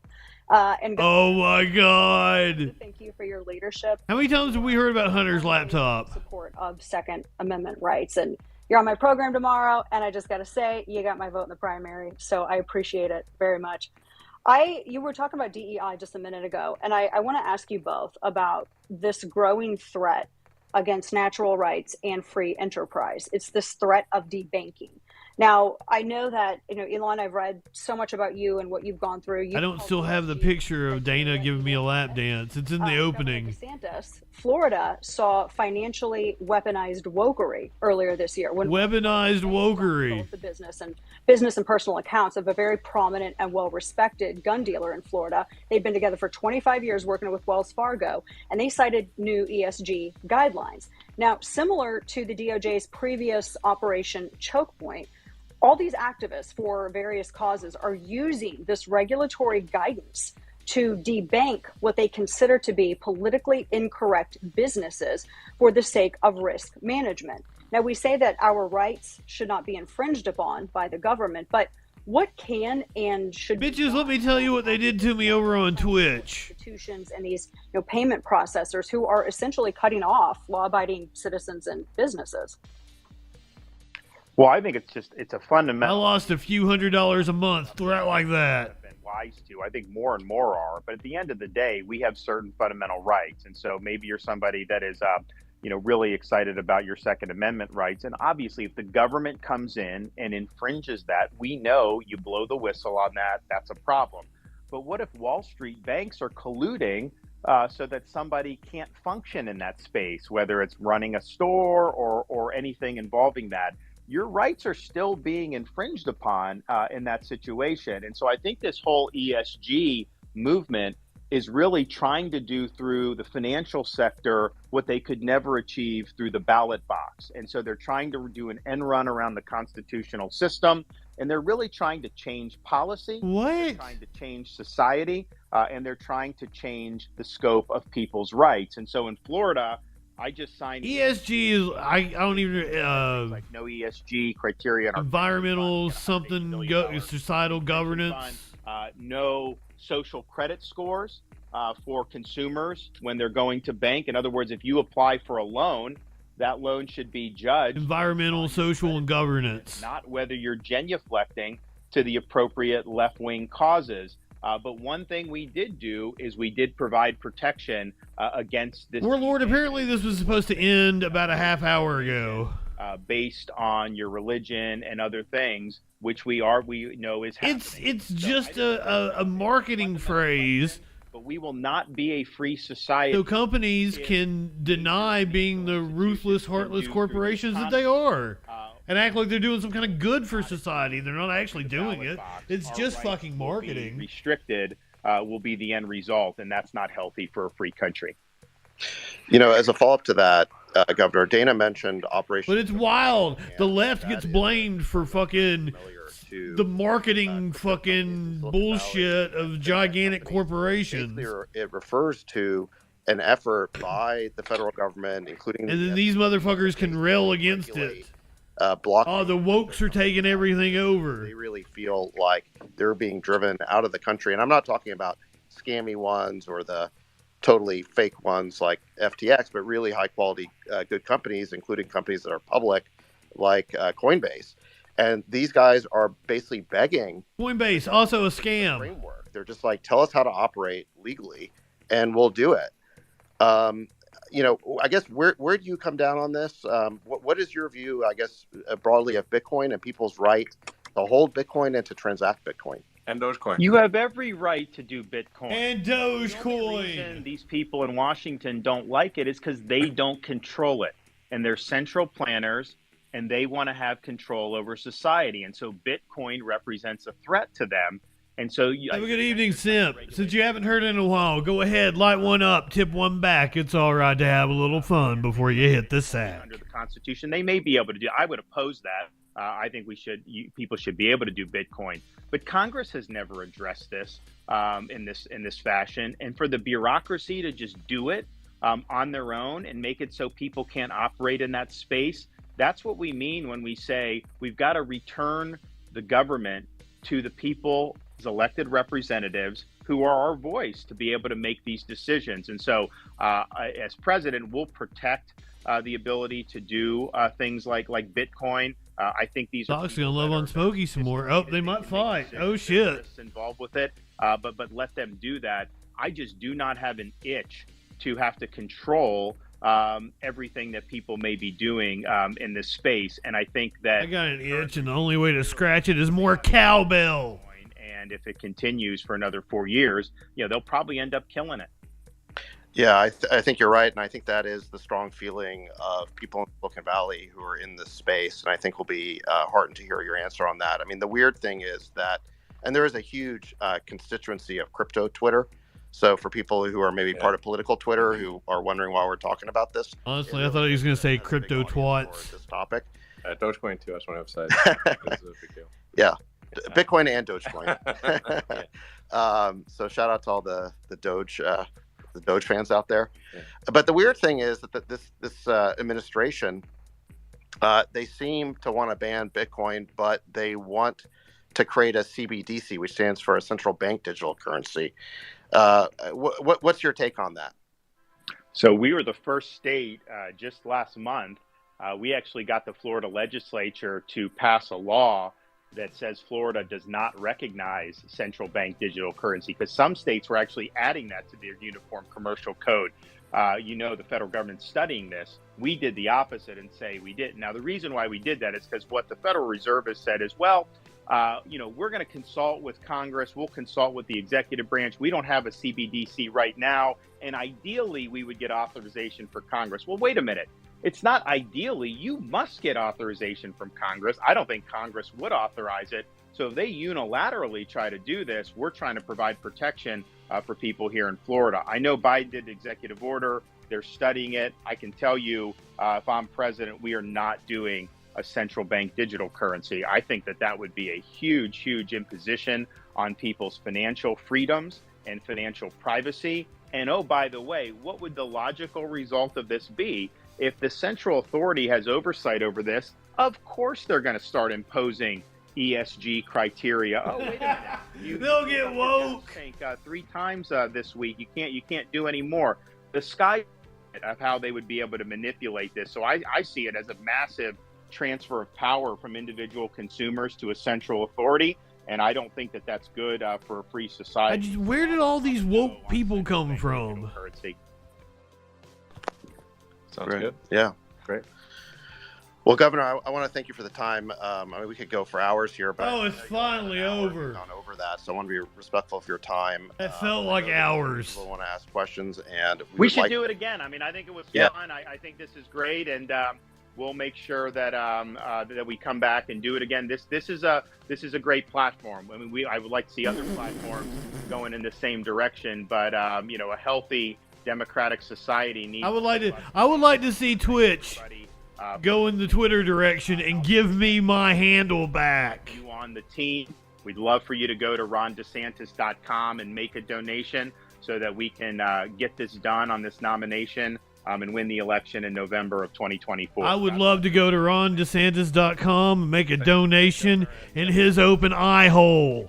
It's really been pretty incredible, and you know, we started with some technical issues because of the sheer scale of and unprecedented nature of what we were doing, but it's not how you start, it's how you finish, and I think this finished really strong. So yeah, I think it's just really great for the people to hear directly from presidential candidates and to have it in a conversational tone, which obviously results in, you know, He read for like the first 10 minutes. So, but it's genuine. He had a prepared statement. That really gives the people an opportunity to understand who might be their president. And then they all had to fucking suck up to you every time they got the microphone. And the invitation's open to any other candidates who might want to do this. Absolutely. It is important. Bring Marianne Williamson on. That would be infinitely more entertaining. Working on this historic event. I would love to hear Marianne Williamson tear Elon Musk a new asshole. Having a great Venus! Yes, unfortunately, at the moment I am. Alrighty, everybody. Thank you for just. Bye-bye. I'm still listed as pending on my appeal for my indefinite suspension. I do have somebody that I know that has contacts on the inside. I guess that was it. But good evening, welcome in. We just finished the Ron DeSantis campaign launch event with Elon Musk on Twitter. It was an absolute shit show. The first half hour, 45 minutes, we spent just laughing at how they could not get it going. That was the best part of it. But even after they got it going, it still cut out multiple times. Here is Trump's response from earlier. He dropped 2 different videos.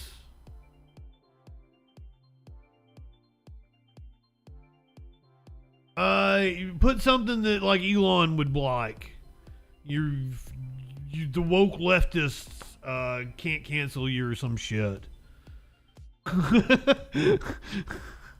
Seriously, just something like that. You'll get it back. That's what I did. Ron DeSantis was struggling big time in his primary race for governor of Florida.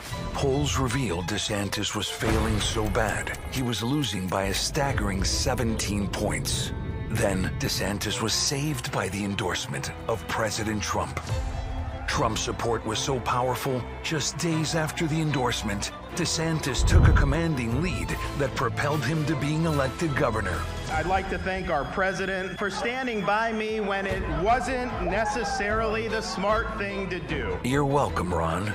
Unfortunately, instead of being grateful, DeSantis is now attacking the very man who saved his career. Isn't it time DeSantis remembers how he got to where he is? Make America great again. Build the wall. Then Mr. Trump said, "You're fired."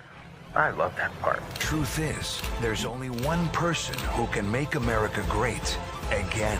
I'm Donald J. Trump, and I approve this message. That was a fantastic ad. That was so much better than the Ron DeSantis ad that we watched earlier. We got another one. God damn it. Ron DeSantis. Fucking Rumble I can't make. Oh, True Social. It's True Social. I can't make True Social work for me. That's what we're having a hard time with right now. Oh wow. So this is the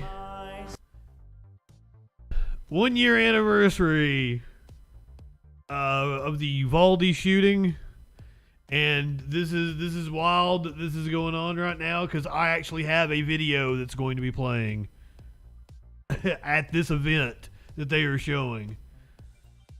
I made a music video. Well, I didn't make it. I wasn't the one that shot it.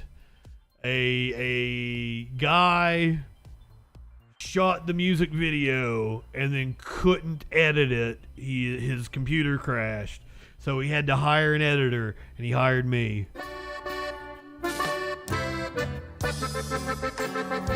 This is actually something I've been working on the last few days.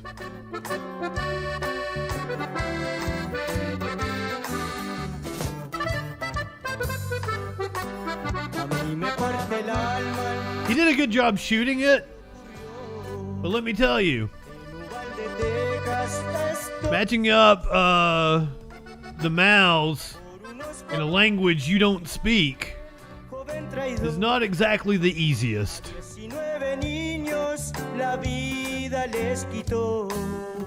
Motherfucker, I did a fantastic job editing this.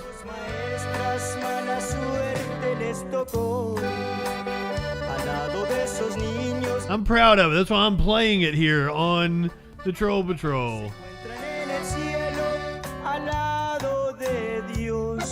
And like, I don't like that shot was not matched up to the song. I matched it up to the beat as best I could. None of this was matched up.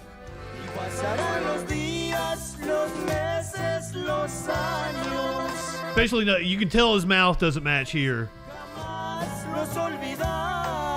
But I wanted to use that shot. I couldn't find where it went.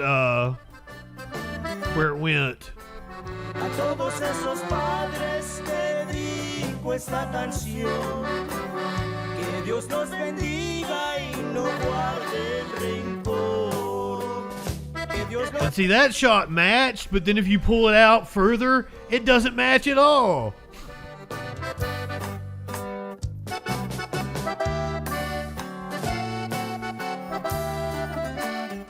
Thank you.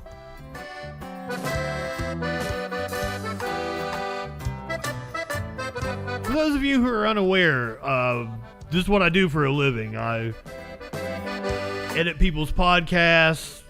I make corporate videos. Do voiceover work.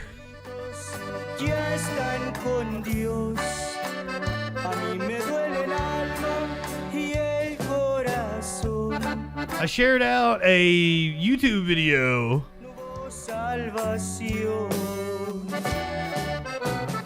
in the Discord that I'd made for this guy.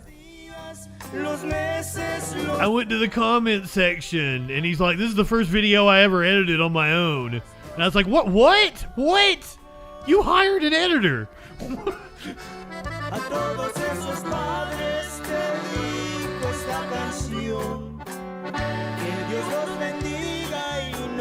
Oh, thank you, Jelly. Yeah, I'm very proud. This is going to go in my portfolio. I was very happy with how this turned out. And I think I had the dude worried. Because it took longer than I said I would.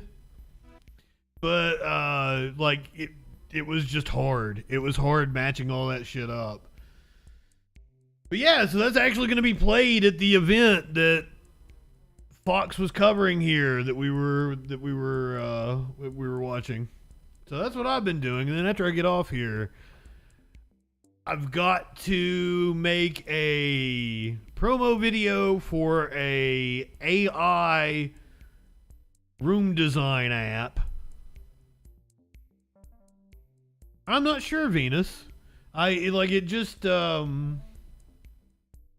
give you the name of it. They wouldn't have posted it to YouTube or anything, right? Because they're premiering it tonight.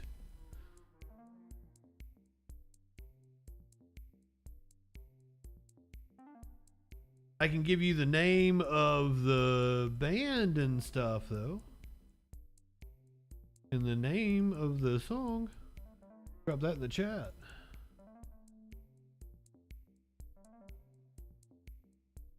And then I got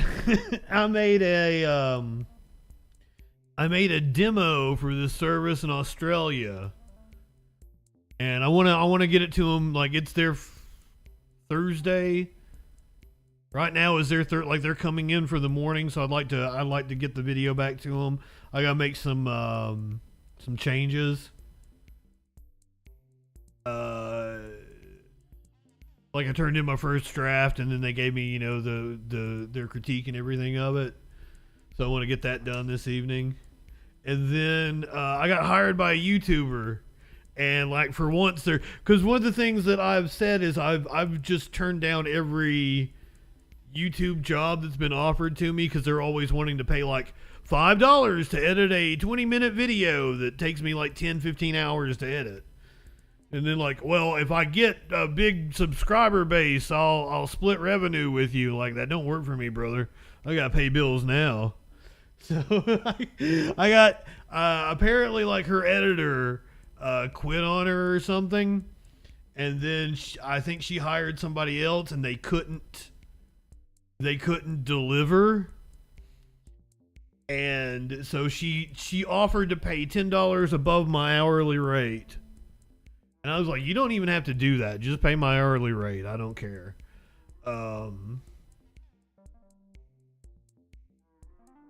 But I went and looked at her channel, and she got 5 million subs. That's why she's willing to pay me. And I am a very bad money maker. I don't give a shit about money. When I went into, I should give a shit. If I gave a shit about money, I could make a lot of it. It's I sat down with my advisor in college, and she's like, "How much money do you want to make?" And I was like, "If I wanted to make money, I wouldn't be majoring in broadcasting. I'd be in law school right now." Which still, I probably should have done that. Well, Snicks, I was getting high with my buddy after that, and he was like, "Man, because he's a wrestler, he's like, in the wrestling business, when somebody ups your rate and like you didn't even ask for it, like that's your new rate. Whatever somebody's willing to pay you, that should be your new rate." And I got to thinking about it, and I was like, well, you know, my rate is like pre-pandemic rate. I could raise it that other $10, and that would be commensurate with inflation and my experience and everything. But I feel like the number I settled on is fair. I mean, it's far above what any TV station is willing to pay me. So I don't know. But yeah, I guess I probably should. Okay, Merrick Garland giving us remarks from National Missing Children's Day. General Vanita Gupta traveled to Uvalde to meet with families and community members. We probably should. This ain't fun. This ain't fun at all. Well, I also I forget that, you know, I'm not competing with people around here. I'm not competing with salaries around. I'm competing with video editors in New York and Los Angeles, and they're probably charging a lot more than I am. Because, like, it was the thing that my buddy was like, you know, you'll get a whole new level of clientele by raising your price. I don't know. It's never, money is not what motivates me. I would rather doing a good job, doing something cool, doing something I love is what motivates me. The job, the task is more motivating to me than the money. I really do not give a shit about the money. Somebody who gives a shit about the money, though, is Donald Trump. See how I segued there. This was one of the... Stop asking me to do cookies, Truth Social. I don't even think you'll let me join your fucking... Oh, both of these ads dropped by Donald Trump are attacks on Ron DeSantis. The Washington established politicians like to talk about how they can be just like Donald Trump. The truth? There's only one Donald Trump. Only one who gave us the largest tax cuts in history, who gave vets the health care they deserve, and stood up to China and protected your job. Only one who kept us out of endless wars while destroying our terrorist enemies. Only one who fundamentally changed the Supreme Court, was called the most pro-life president in history, and relentlessly protected our Second Amendment rights and our... We really are living in like 1984, the most pro-life president in American history. How many, was it like 600,000, 700,000 people died while he was in office? We had a mass casualty event while he was, a lot of those needlessly. A lot of those were needless. Well, at least like a third of them were needless. I believe some studies have shown. Most pro-life president. Our borders. Why would we ever settle for Trump imposters? Make America great again. When there's only one, starting day one, who can make America great again. I'm Donald J. Trump, and I approve this message. That also was a way better ad than DeSantis's. DeSantis's ads sucked. Also, I think it's because if Twitch was active, I think those emotes would show up on screen. Like, I can go and make them show up through YouTube, but if Twitch was active right now and it was going through Twitch, they would show up on screen like they would normally. Because I'm pretty sure emotes from other... It's not Twitch though, right? I just have it hooked to Twitch. You see what I'm saying? It's Restream sending it through. But it's hooked to the Twitch is where the emotes pop up on screen. And because it's not restreaming through Twitch, that's the best way I can put it. Warlord sending us this this video where apparently the Speaker of the House in Texas, a Republican might I add, the Republican Speaker of the House in Texas refusing to say whether he was drunk or not while on the dais. Groups are demanding answers about Texas House Speaker Dade Phelan. They are specifically calling attention to some video of him on the House floor from over the weekend that's been circulating on social media. Mr. Campbell, send an amendment. The amendment is acceptable to the author. Is there objection to the opposite amendment? Well, I was not expecting that. That's not slightly drunk. Because, you know, I slur my words. I say stupid shit sometimes when you've been talking a while. It's hard to always enunciate. A stroke. Sassy's right. That could be a stroke. Mr. Campbell, send an amendment. The amendment is acceptable to the author. Is there objection to the opposite amendment? The chair has none. The amendment is adopted. I don't know. I've made that face when I've been drunk. Recognizes Mr. Johnson of Harris. Mr. Johnson of Harris is speaking in opposition to the bill. Now, this video came at the end of a 14-hour day for the House. For some context, here is how the Speaker sounded at the beginning of the day. The question occurs on final passage of SB 1445. This is record. The clerk ring the bell. Should Ms. Thompson of Harris voting aye, Mr. Goldman voting aye. Now, we did reach out to the Speaker's office to ask for an explanation for the difference. They simply told us no comment. His tongue gets stung by a bee.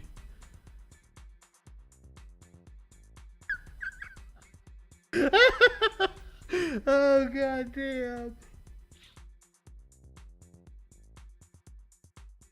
Venus might be onto something here. Like he took a Xanax or something, hit him a little too hard. Maybe he meant to take a half a Xanny and he took a whole one kind of deal. That would do it.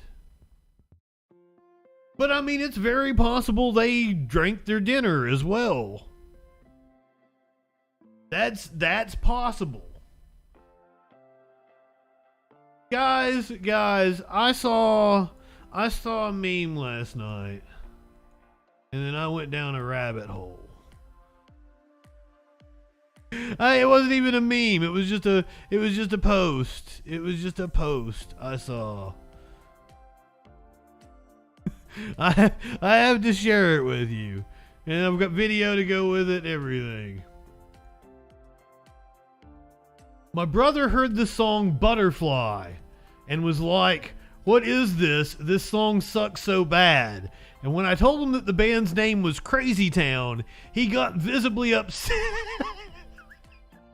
He couldn't process that a band would have a name so stupid. Then I told him the singer's name. Oh, motherfucker. Does everyone in the chat know the song that is being referenced? It was like 98, 99. The song Butterfly. It was a big hit. Give 'em a butterfly, sugar, baby. You know, oh, come on, Warlord. You are an old person.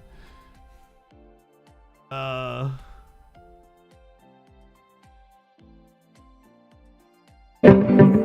my lady, come, my lady. You're my butterfly, say sugar, baby. Come, my lady, you're my pretty baby. I'll make your legs shake. She makes me go crazy. Come. Oh, my favorite comment was, I saw this show, we paid him in copper wire. I have been laughing about this. 16 hours at this point right now. Oh God, it's Shifty Shell Shock. Shifty Shell Shock.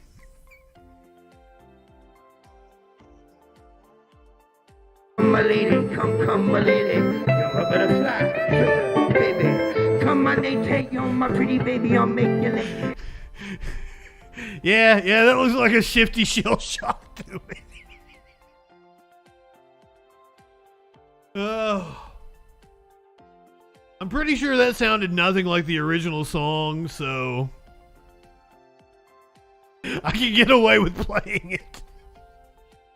Oh, I'm sorry. That's about as funny as the Twitter hangout not working. All right. I gotta do some news. Let's find out what that news be doing. All right.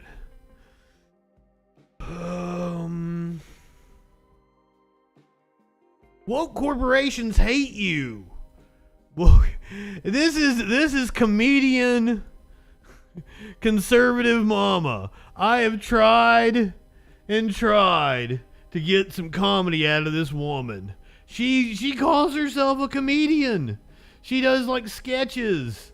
She thinks she's on SNL and shit. But we have yet to watch a single video of hers that has been funny. One more time, because like she knows who I am now, and she does not like me trolling her. So we might be able to get her on the show at some point in time. But this is conservative mama. The Dodgers have now caved. Yeah, there was this back and forth on whether they were. Okay, I didn't know anything. I thought this was going to be about Target.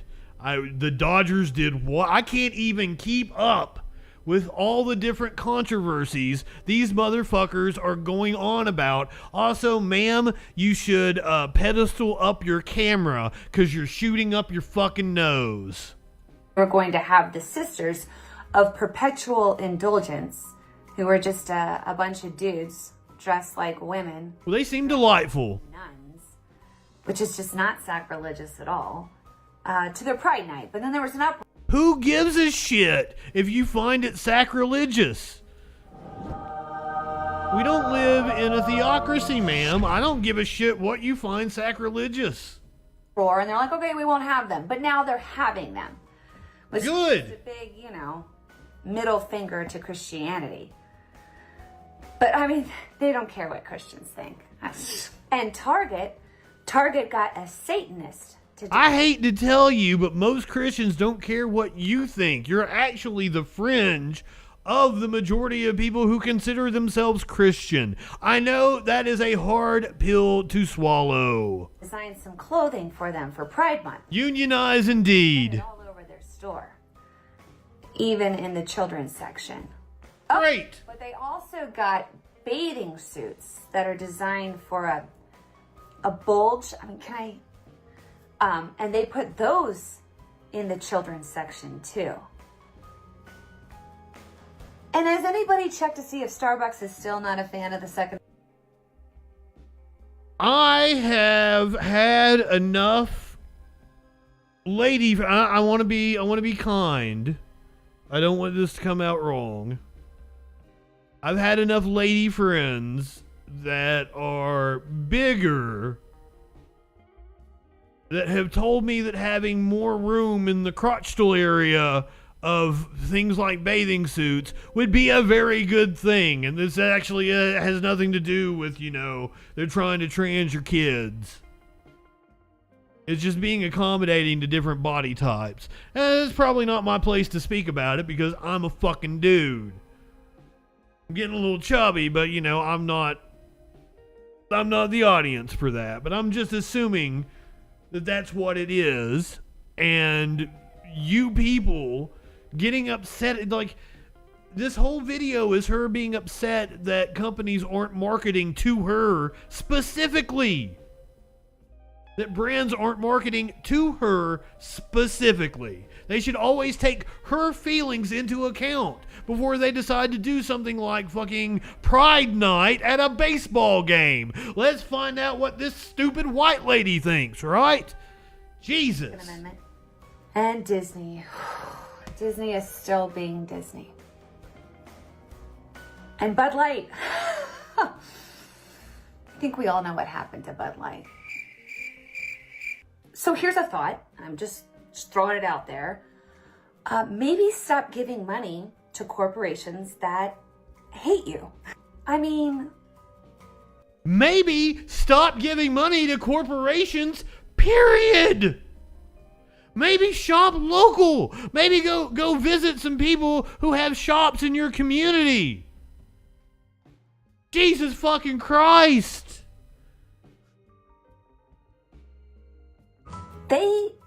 They really hate you. They hate your values. They hate your traditional family. They hate your love for America. They hate your love for God. And they really hate your love for individual liberty and freedom. But I really needed to buy that. That's weird. That is weird because you're the one that's upset over people exercising their individual liberty and companies acknowledging that people that aren't like you existing. What could you, that's oxymoronic, you fucking stupid. I almost said something that was a little misogynist. I wanted to throw out a word I shouldn't.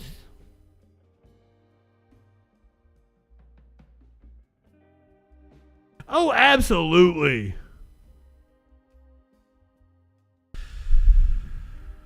It's the perfect screenshot, isn't it? This still sums up this video perfectly. But I really need it though. Oh my gosh, just stop being so needy. Listen, they won't tell you this, but Stop being so needy, she says in the video, where she wants all the corporations to cater specifically to her and ask her what she thinks before they do a Pride Night and invite some fucking look like a comedy troupe that I'm gonna have to look. Who? They're probably way funnier than you are. It's just jealousy on your part. of Perpetual Indulgence. Sisters of Perpetual Indulgence. I guarantee you, they'll actually make me laugh, unlike you.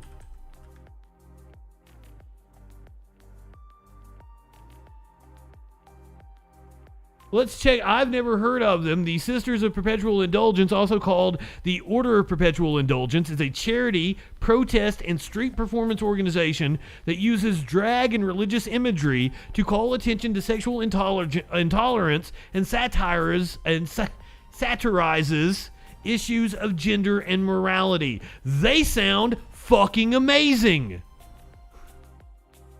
I had no clue who they were. TheSisters.org. They sound like a group that everybody in my chat would totally be into.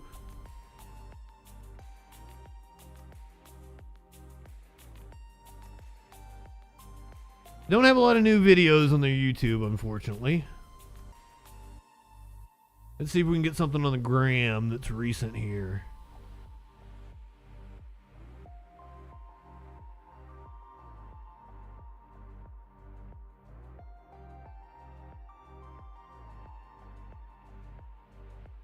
I can take some of this off if you guys want. Finally!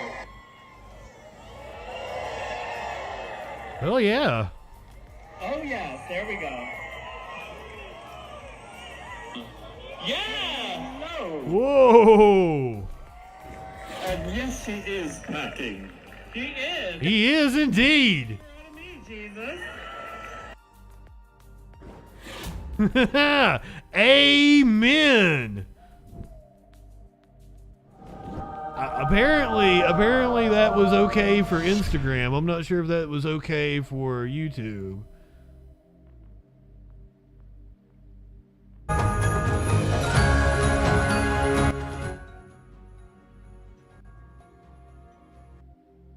They seem absolutely delightful. The old conservative mama has a problem with them. Well, I'm glad that you introduced me to them. So this is the Los Angeles House's response to the Dodgers. We, the Los Angeles Sisters of Perpetual Indulgence, are proud to accept the Community Hero Award from the Los Angeles Dodgers for our 27 years of service to the LGBTQIA2S community.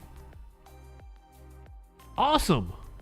This morning are Abess, Sister Dominia, and another board member, Sister Baroness Nose, met with the Dodgers president and CEO Stan Kasten, heads of leading Los Angeles LGBT community organizations, and members of government from West Hollywood, Los Angeles County, and the state of California legislature.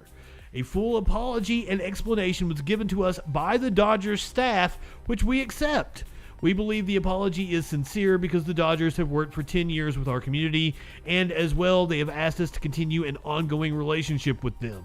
In the future, if similar pressures from outside our community arise, our two organizations will consult and assist each other in responding alongside our colleagues at the Los Angeles LGBT Center and others from the LGBTQIA2S community, now more closely tied with the Los Angeles Dodgers than ever before. Ma'am,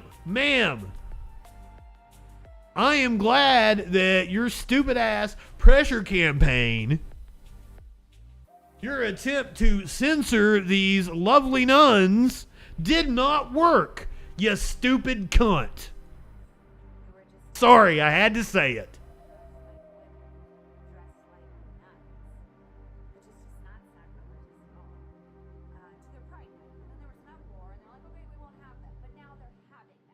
Good.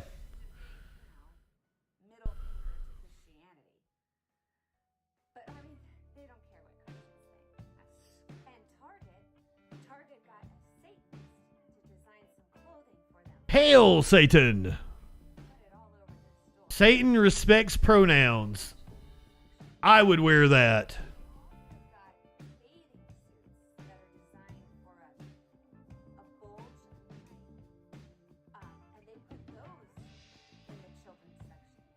Now, I will say I brought up that, you know, gals with a little more, cushion might enjoy these, but apparently they are tuck friendly, which is also very cool. Why is it bad to be inclusive, conservative mama? It is weird that you claim to be a Christian, yet I hear nothing from you. That would lead me to, I'm supposed to know Christians by their works. And I do every fucking time, because most Christians are self-righteous, dripping with condescension. I know them right off the bat. Never, caring for the poorest among us. I saw so many of the right-wingers on the Jordan Neely thing. He was literally talking about how he was hungry and thirsty. If only there was a passage in the book that you believe in, supposedly believe in. That's why I don't think you fuckers are even Christians, because you've never read the fucking book. Literal passage that says, like, for you fed me when I was hungry, you clothed me when I was poor. And the motherfucker's like, but Jesus, we never saw you like that. And Jesus is like, what you do for the least among you, you do for me.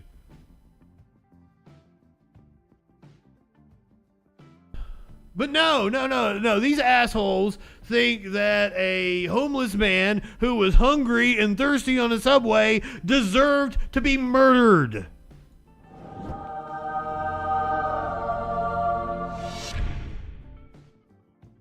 So fuck her, fuck you, fuck your idea of Christianity. It is not right of me to denigrate all of Christianity just because the majority of them are stupid assholes like you. Because I do know some wonderful Christians that act Christ-like. It is refreshing when I meet them. And has anybody checked to see if Starbucks is still not a fan of the Second Amendment? And Disney. Disney is still being Disney. And Bud Light. I think we all know what happened to Bud Light. And so much of her comedy here just depends on the construction of right-wing media. Disney's being Disney. If you aren't engulfed in the culture war nonsense like I am on the YouTube and on the Twitter, you'd have no fucking idea what Disney being Disney would mean. You have to be like just non-stop bombarded with right-wing propaganda to even understand what she's talking about. And Bud Light. So here's a thought. I'm just throwing it out there. Maybe stop giving money to corporations that hate you. I mean, they really hate you. They hate your values. They hate your traditional family. They hate your love for America. I hate your values because you don't actually love America. And it's not about traditional family. It's you want to impose your morals on other people. That is anti-American. And you're going to turn around and tell us about freedom and individual rights right after this. They hate your love for God, and they really hate your love for individual liberty and freedom. But I really needed to buy that. But I really need it, though. Oh my gosh, just stop being so needy. Listen, they won't tell you this, but I will. They need you more than you need them. And let's be honest, okay? Nobody likes needy. Nobody. But I need it!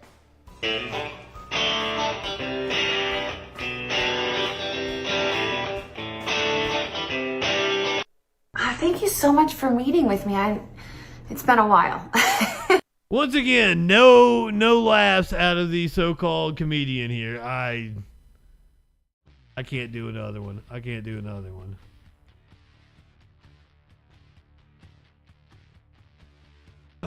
We've had some weird stories here. Let me do some fun stories that are seemingly made for this program. A landlord is accused of setting his building on fire as he played Billy Joel's "We Didn't Start the Fire."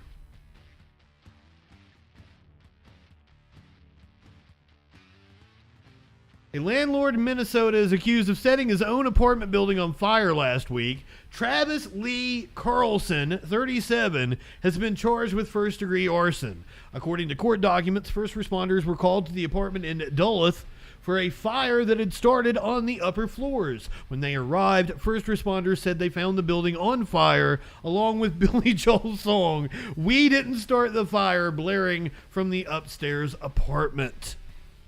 Fire investigators found a drilled hole in the gas tank of Carlson's truck with a drill laying nearby. There were also lids to gas cans laying on the ground by the truck. Investigators found the electrical panel in the basement of the apartments had several wires pulled out. In addition, there were numerous areas in the upstairs apartment that had green liquid lines from a burned accelerant staining several pieces of furniture, flooring, and walls. One tenant reported waking up to Carlson, his landlord, smashing glass and breaking things just before the fire started. Then the tenant said Carlson knocked on his apartment door and told him the house is on fire. Then the tenant, I already did that part. A neighbor also called 911 to report that he saw Carlson wearing a helmet and smashing his own windows. The neighbor also said he saw a flash like a fireball coming from the upstairs apartment. Authorities said Carlson was found the next day with fresh burn injuries to his legs and arms. He was taken into custody. According to jail records, Carlson is being held in the St. Louis County Jail on a $75,000 bond.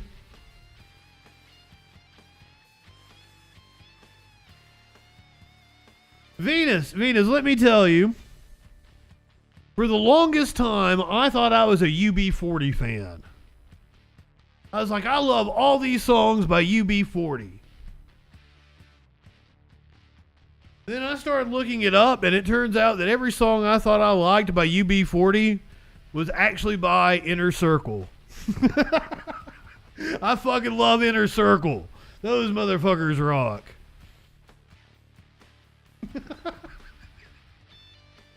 And by UB40 fucking sucks. They ain't got a good song. Don't tell me no red wine. Oh shit.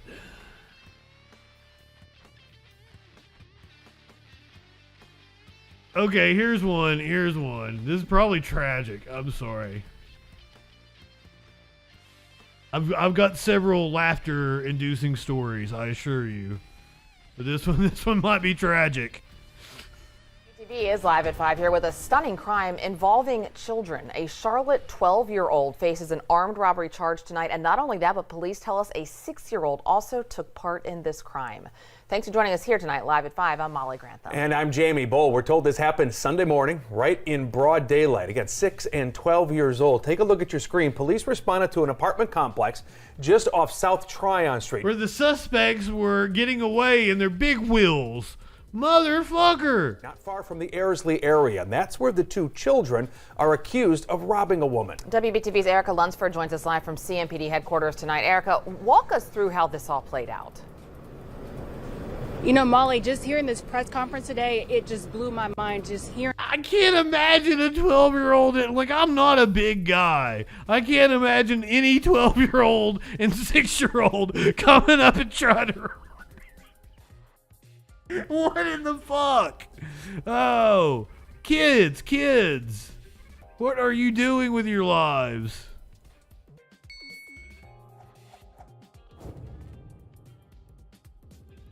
Hearing not only the ages, but as to what happened. CMPD says a 6-year-old and a 12-year-old decided to ask a woman who happened to be a neighbor to borrow their phone so that they can call their mom. That's something that a lot of us would easily do for them to call their mom. Well, the woman says after she gave the children her phone, that's when they ran off with it. Police then say as she chased them, the 12-year-old pulled out a gun. Now, we're going to show you what that gun looks like right now. Just looking at that gun, It appears to be a real gun, but That's a CNBC toy. says it turned out to be a BB gun. However, police say this situation could have turned out a lot differently if the woman herself had her own gun. Let me paint a picture for you. What would happen? Well, people shouldn't be fucking armed. All right. We could have been dealing with something really, really tragic here. We could have been dealing with a 12-year-old who maybe lost their life. So think about that. Now, police say the 12-year-old is facing charges, but as for the 6-year-old, they say he's just too young because in the state of North Carolina, a child has to be at least 9 years old. This is just a lot to take in right now at this story. But reporting in Charlotte, Eric. And the 6-year-old didn't know what the fuck it was doing. Jesus. They just ran off with the woman's phone.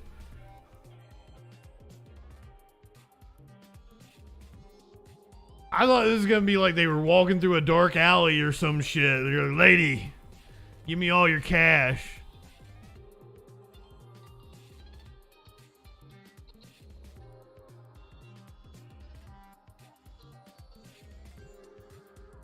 Here, this is what I was talking about earlier. I want to kind of keep it on the lighter side here, but I can't help it. I got to get into this.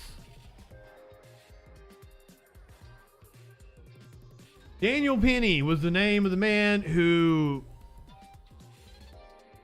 put Jordan Neely in a chokehold on a subway, choked the life out of him for around 15 minutes. The Western Journal reports that Daniel Penny's tattoo shows a stunning biblical struggle. Do you recognize it?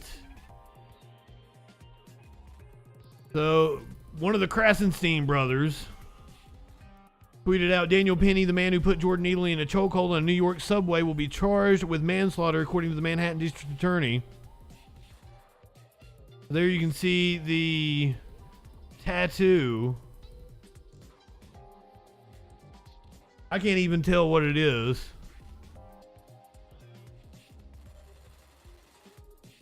The Book of Judges describes the legendary battle between Samson, who was endowed by God with superhuman strength, and the lion. Wow.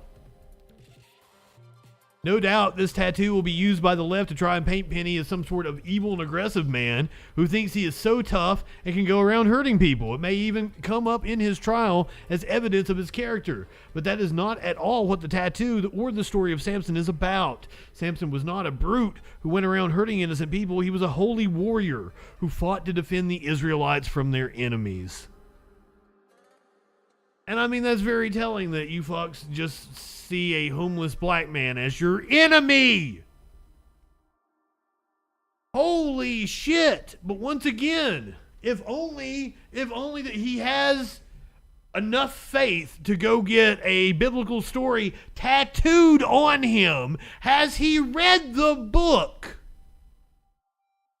to know that there's a literal passage about how he should have reacted to Jordan Neely? And how he will be judged by that action, that he did not feed him when he was hungry, did not clothe him when he was poor.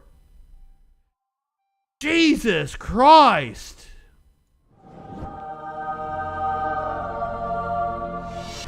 Can't take it. These motherfuckers just, and then we had the story of the neo-Nazi that rammed a U-Haul into a barrier outside the White House. So here we have a murderer being painted as a good Samaritan by the right. Holy shit. Then I had to have an argument with some right-wing idiot about how the dude with a Nazi flag in his truck is a white supremacist, because apparently having a Nazi flag in your truck is not an indication that you are a white supremacist. I'm not lying to you. I actually screenshotted the conversation. Hold on. So the dude with the Nazi flag isn't a Nazi, and my friend Jill here, no idea, but it seems unlikely. She's not trying to defend him. but laughing at the media for trying to label the dude with the Nazi flag as a white supremacist. How else would you label a dude with a Nazi flag? My preferred way to label them is with a tombstone. Just saying.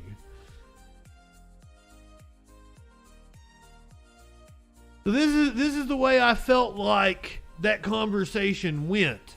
A neo-Nazi shot and killed 8 people. Jill, my friend, was like, it's a false flag to make us look bad. Us? What the fuck?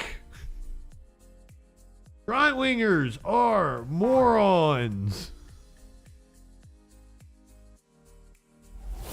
Didn't realize I'd pulled up the blaze here. A teen charged with threatening the president's life allegedly rammed a U-Haul into barriers near the White House. Says we have video. The reason why they're saying they're not a white supremacist is because they were identified as Cy Varshith Kandula, 19, of Chesterfield, Missouri. Kandula was arrested and charged with assault with a dangerous weapon, reckless operation of a motor vehicle, threatening to kill, kidnap, or inflict harm on a president, vice president, or family member, and destruction of federal property. There were no injuries to any Secret Service or White House personnel. The crash remains under investigation. So the man, a U.S. citizen, allegedly made threatening statements aimed at President Biden and Vice President Kamala Harris, a law enforcement source told CBS News. The same source also told the outlet Kandula did not show up on any watch list, nor did he appear to have any significant record. A report from CNN affiliate WUSA says investigators apparently found a Nazi flag with belongings inside the truck. Other items included what appeared to be a black backpack and a roll of duct tape.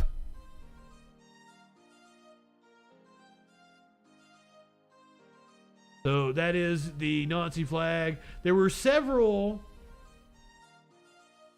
right-wing outlets that were like, oh, the FBI conveniently put a Nazi flag in front of the truck. And that's so weird that the idea that the dude might have been a Nazi is like an indictment of you. And you feel the need to jump to defend him. That's just odd to me.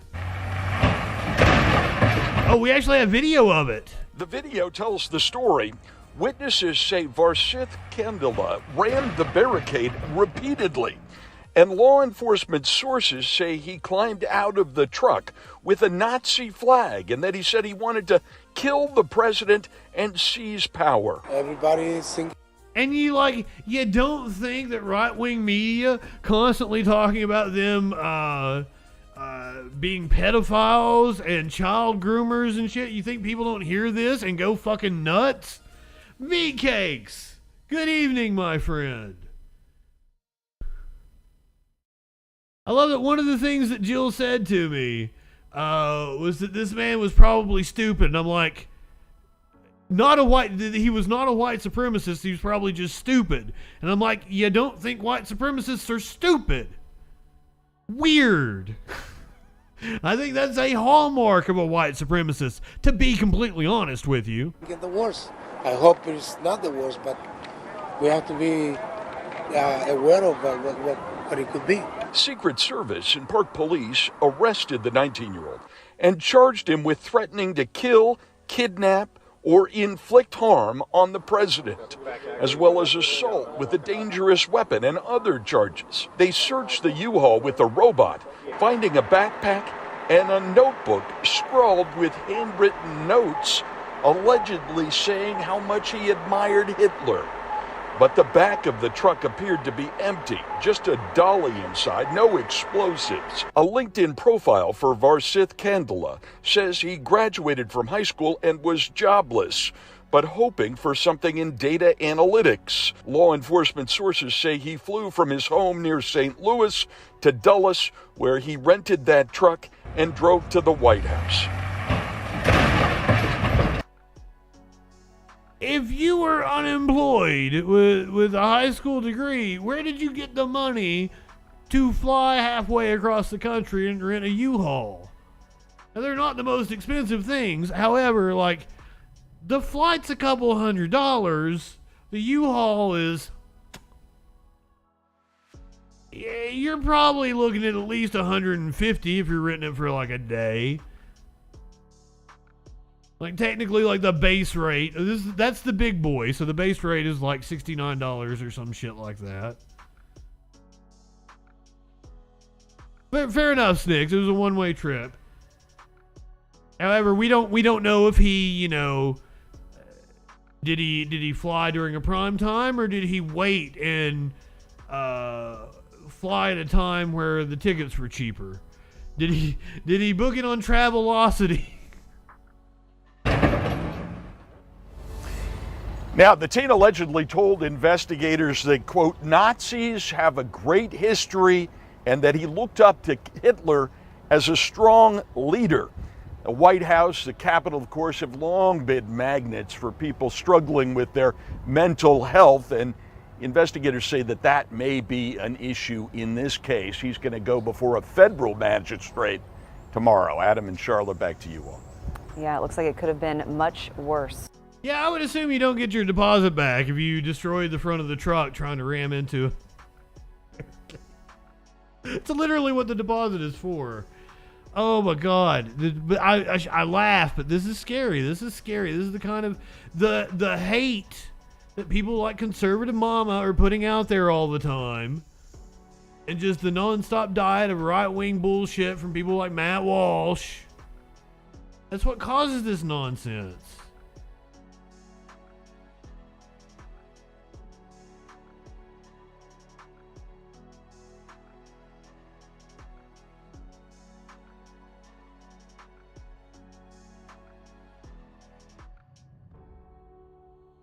Here's one. This is a wild video. Good. Stop it! Stop the car! This terrifying moment when a Carroll police officer stepped on top of a moving car. Why are you stepping on top of a moving car, you stupid fuck? Car! Stop it! Stop the car! I don't know. If I get on top of somebody's car and point a gun at them, I think it's a pretty safe bet that they're probably going to try to gun it and get me off of their fucking car and stop me from pointing a gun at them. Terrifying moment when a Carroll police officer stepped on top of a moving car actually started as a simple traffic stop. How's it going, guys?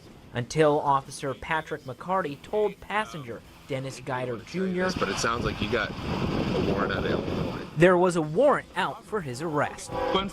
Then the driver gets out and Guider slides over. Wait. The passenger. Why did you even ask the passenger their name?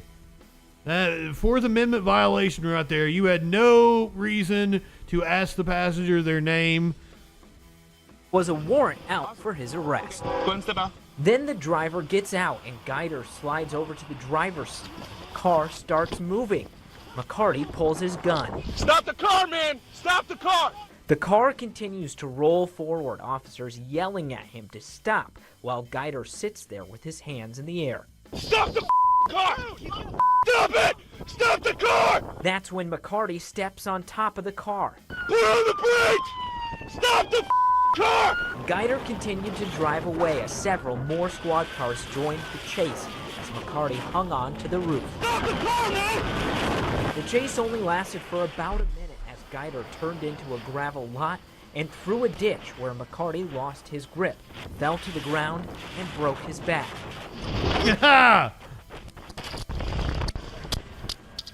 Guider pleaded guilty to serious injury by vehicle, but claimed he feared for his life when the gun was pulled. Yeah? His attorney asked the judge for leniency during sentencing. Yeah!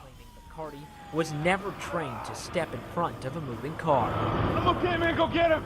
Yes, him breaking his back is 100% his fucking fault. Notice he pled guilty to one charge. How is it that the cops are trying to detain him and he's only got the one charge that results from them trying to detain him. Weird how that happens. I'm alright. Sure? You good? Go get him. Dude, I'm stuck. I'm in the ditch. Good. I'm stuck. I'm in a fucking ditch. Good, motherfucker. Oh. We had Elon Musk earlier. I hate to do more Elon Musk, but I gotta do it. I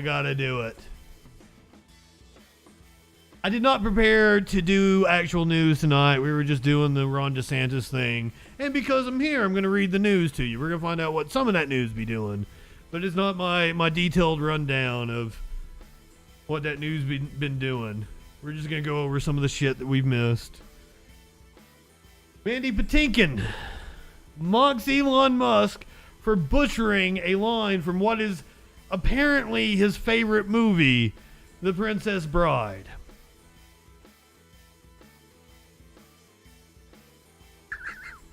Do we have the whole clip here?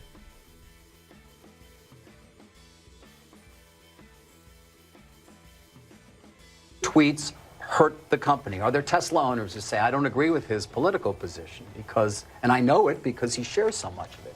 Or are there advertisers on Twitter that Linda Yaccarino will come and say, you gotta stop, man. Or, I can't get these ads because of some of the things you tweet.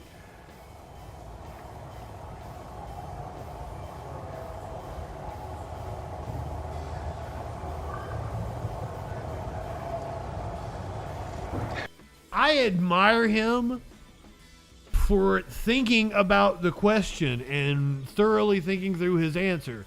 However, I think it's because he's dumb, not because he wanted to be concise and precise in the way he actually tackled the question. I just think he's an idiot. I'm reminded of the scene in The Princess Bride. Great movie.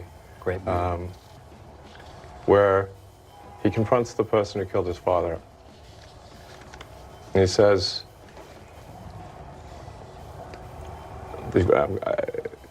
offer me money. Offer me power. I don't care. So you just don't care. You want to share what you have to say. I'll say what I want to say, and if... I am so glad that I am almost certainly going to live to see this motherfucker become poor. He's gonna be one of the poors. I don't think there's any way around it at this point. He is going to lose everything he has. He is too dumb. There is no way around it. You can only coast through life so long. Even Donald Trump is finding that out. If the consequence of that is losing money, so be it. Good. I hope you lose money, motherfucker. So apparently Mandy Patinkin tweeted it out and said, I do not think it means what you think it means.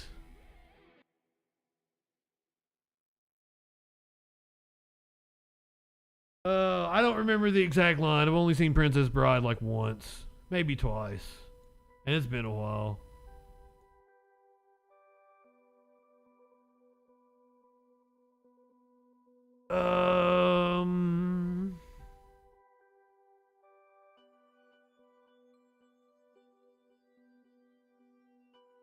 Apparently Lauren, and by the way, it seems that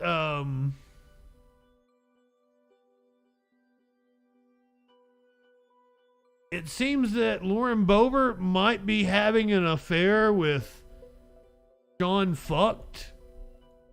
It's just a rumor. I cannot confirm or deny that, but apparently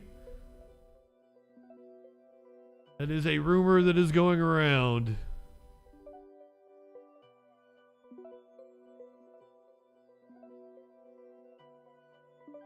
Here's one.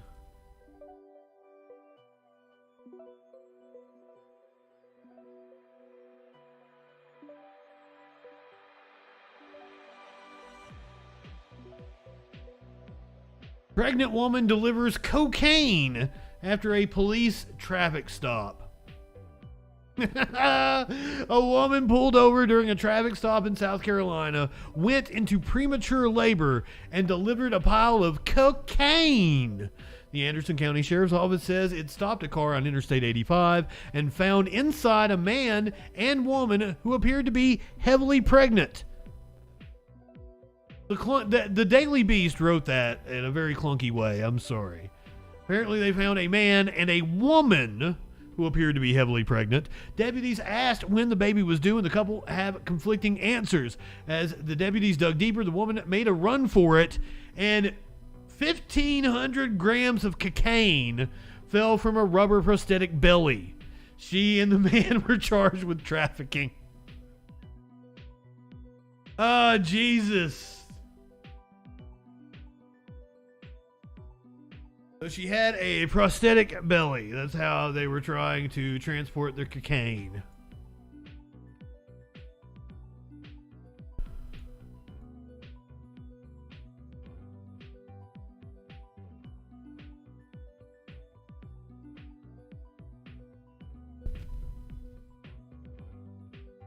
Herd of care. I don't know what this is. I don't know what this is.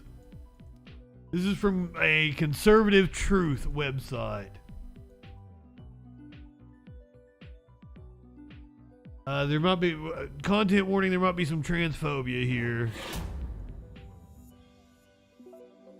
Apparently, some women stormed out of a comedy club after somebody made a joke about Dylan Mulvaney. Don't make me tap the sign of what George Carlin had to say about marginalized communities.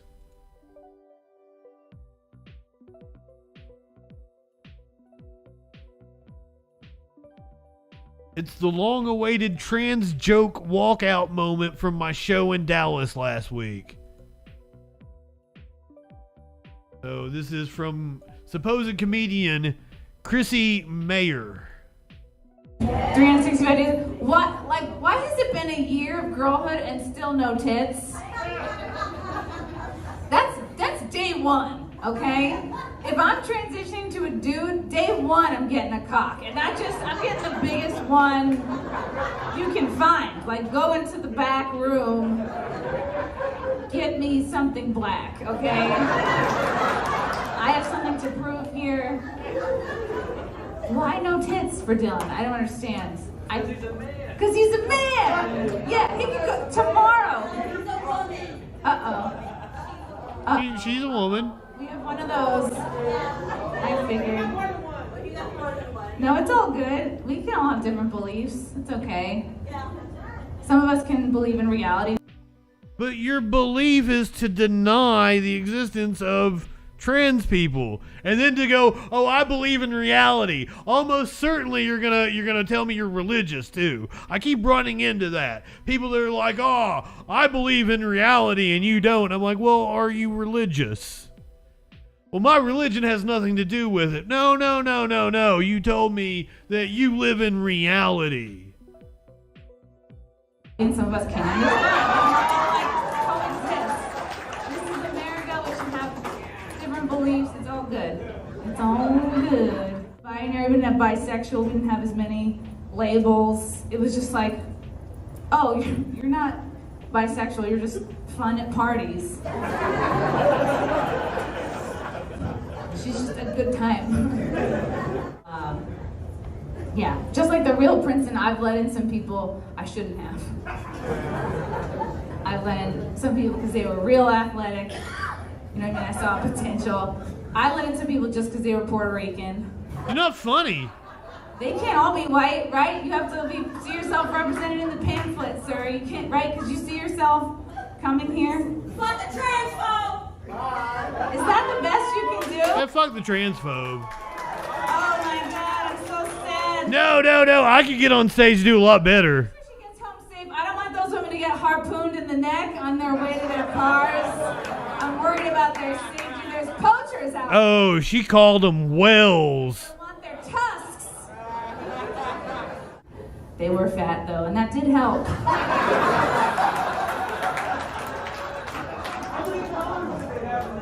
How many colors? Did they have colored hair? Oh, colored hair. There was nothing funny about that. I'm sorry, but you didn't even make a joke, ma'am.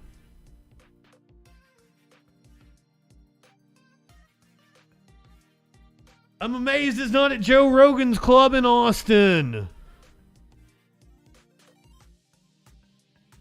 That wasn't funny at all. I would leave just because, you know, you weren't fucking funny.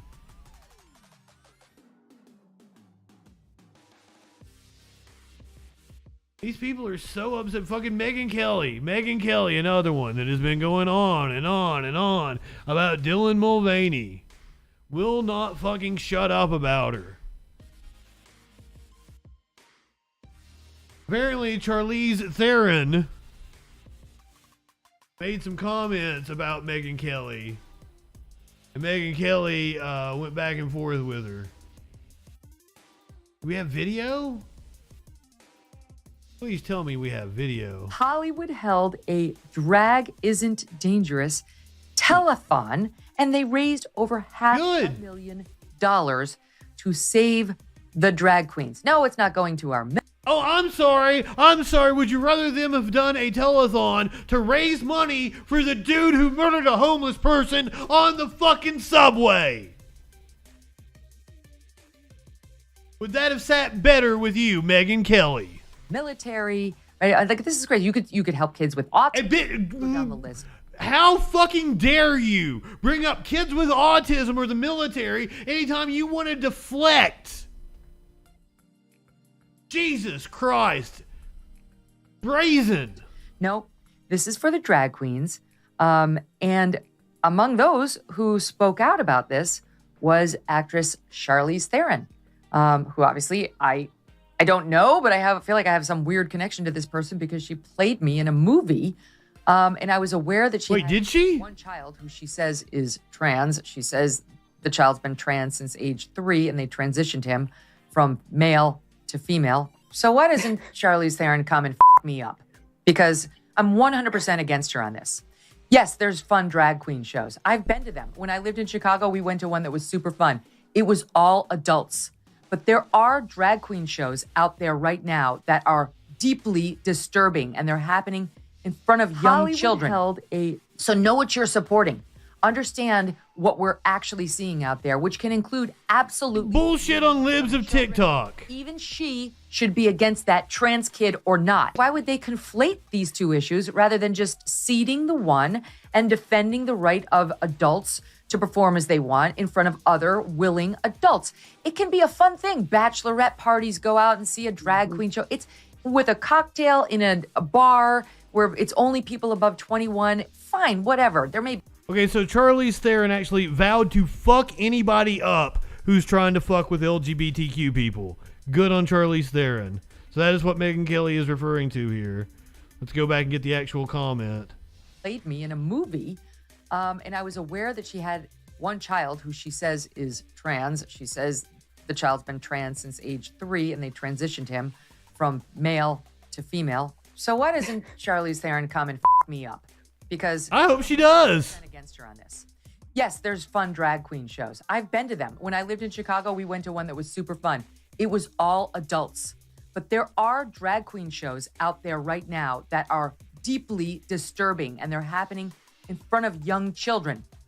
So know what you're supporting. No, they're not. Understand what we're actually seeing out there, which can include absolutely the grooming of young children.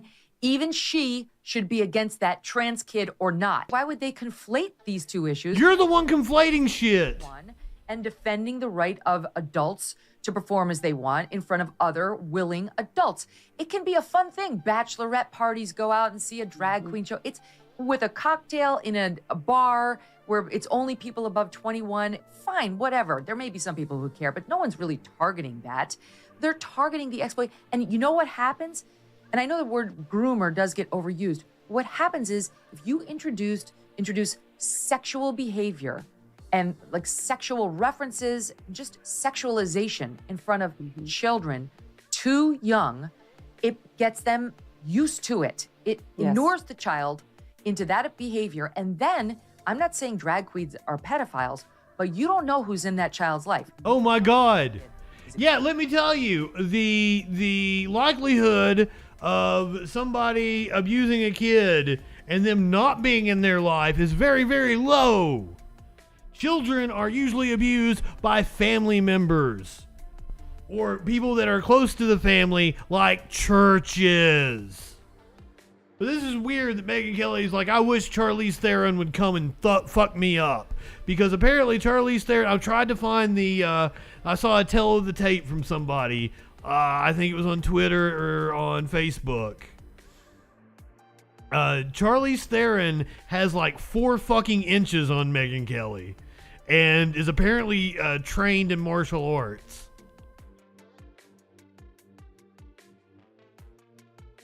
So, once again, Megyn Kelly asking for Charlize Theron to come and fuck her up. Charlize Theron is 4 inches taller than Megyn Kelly. Megyn Kelly is 5'6". Charlize Theron is 5'10". And apparently she is actually trained in martial arts. So, I would love to see that fight. Somebody book it. Who's the people that put on the Logan Paul fights? The Jake Paul fights, whatever the fuck. The people that do that do the celebrity fucking boxing shit. Let's get it done. Megyn Kelly versus Charlize Theron. Exposed at the Boy Scouts or the Girl Scouts. I want it. Trip, or God forbid in a church. In my veins. Exploit that familiarity with that kind of talk and that kind of behavior. And the child's defenses are now down because you've put them down. So it is a problem, Charlize. Believe me. No. Oh my God, that's not how that works. You guys advocating against proper sex education is what puts their defenses down. That's one of the reasons why sex education has to happen earlier in schools, so that children understand what sexual abuse looks like. Jesus, these people. God. I want Charlize Theron to fuck Megyn Kelly up. God, I didn't know I wanted it that bad.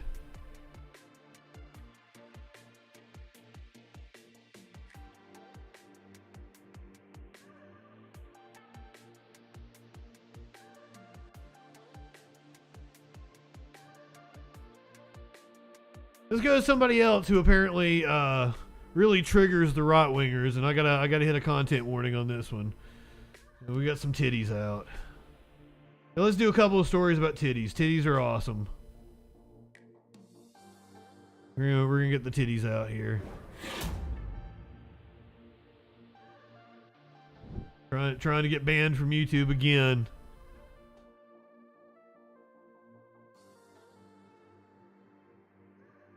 Caught me giving myself a mammogram. All good, you two.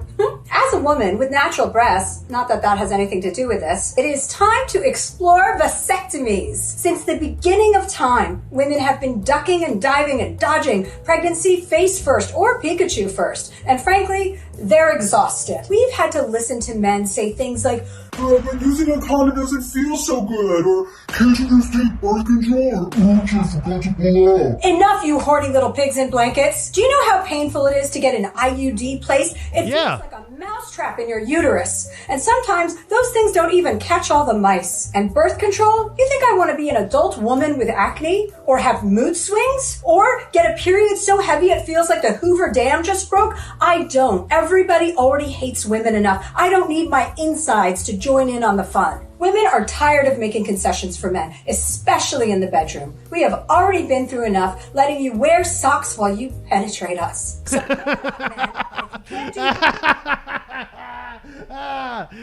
thank you. That is an actual comedian, ladies and gentlemen. We finally, I was wondering, for so long, right-wingers have told me that women aren't funny. We heard from 2 women comedians in this show, neither of which were funny. Thank God for Chelsea Handler. I finally heard a woman be funny tonight. Do that. Enjoy the company of your hand. Vasectomies. One snip and that's it. Fantastic PSA. Good job, Chelsea. I love her so much. And I love titties. Titties are awesome. And if you're happier with your titties out, you should have your titties out. That's all I got to say. Janelle Monáe says she's much happier when her titties are out. Good on you, girl. And apparently her new album's a banger. I've not listened to it yet.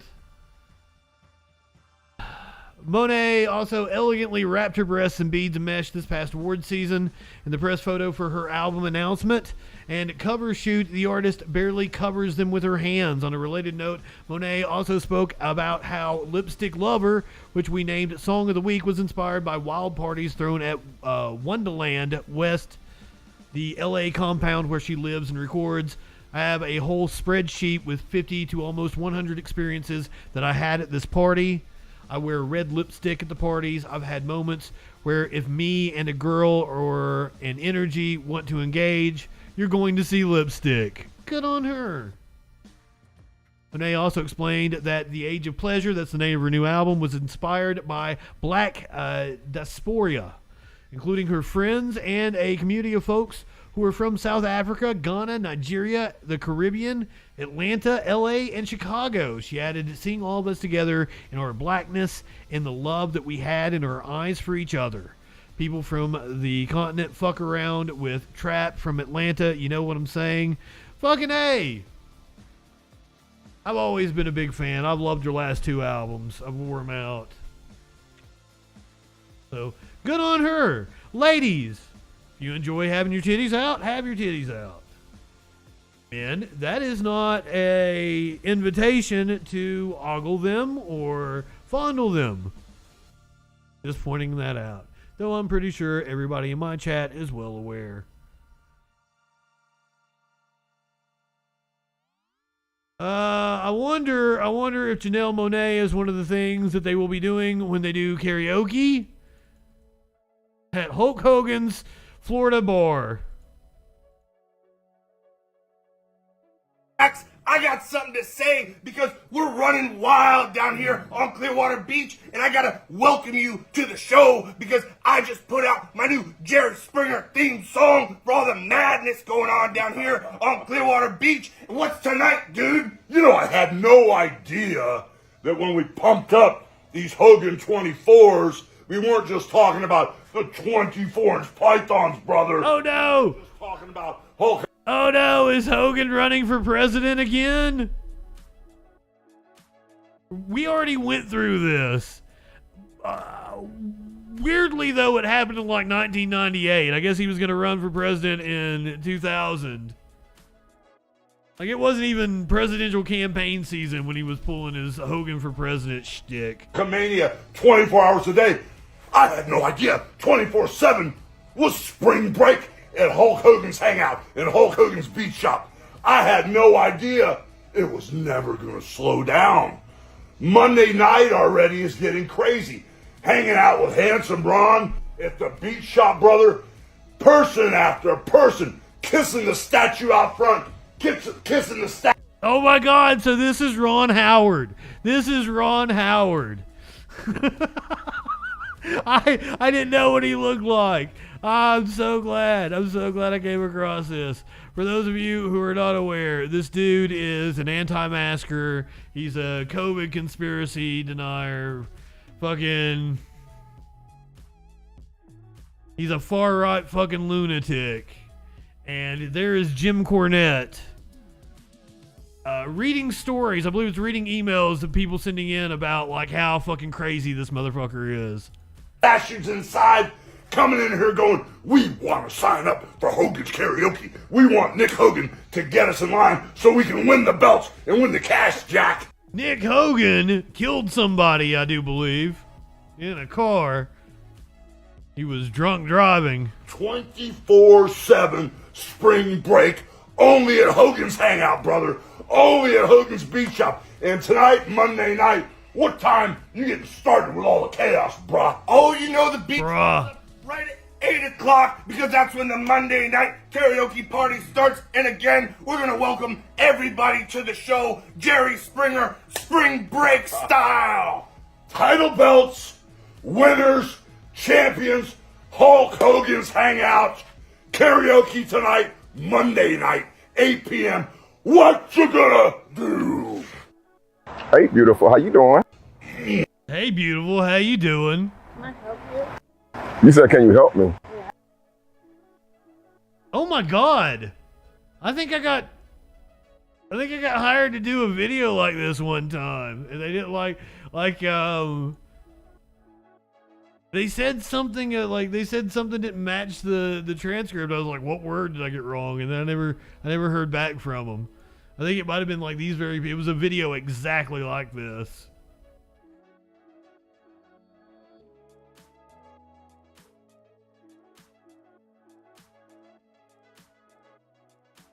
Let's go back to the serious news, shall we? Let's go to some criminal news.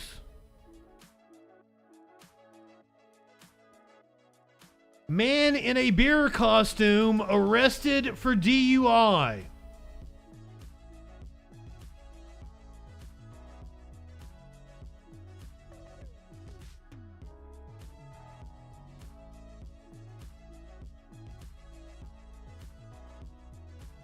A man dressed up in a beer costume was arrested in Kansas after a routine traffic stop. The Franklin County Sheriff's Office was alerted to a possible drunken driver on Friday.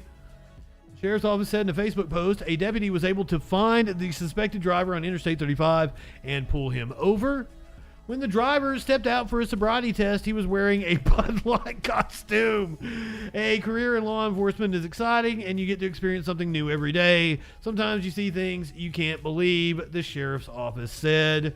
According to the sheriff's office, the driver was arrested for driving under the influence and taken to jail. Hey, Justin, are you trolling? I'm telling you, like the stories have been tailor-made for the Troll Patrol here lately.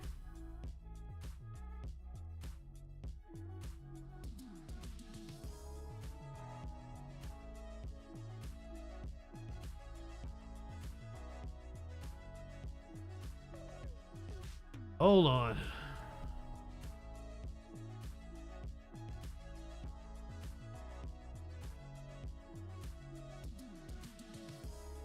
So we're going to go to Kentucky for this next one.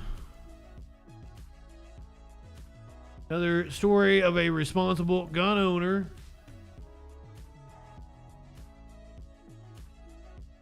But it's fucking weird if I wear a costume that looks like a giant joint. Man shot roommate in Kentucky for eating the last Hot Pocket.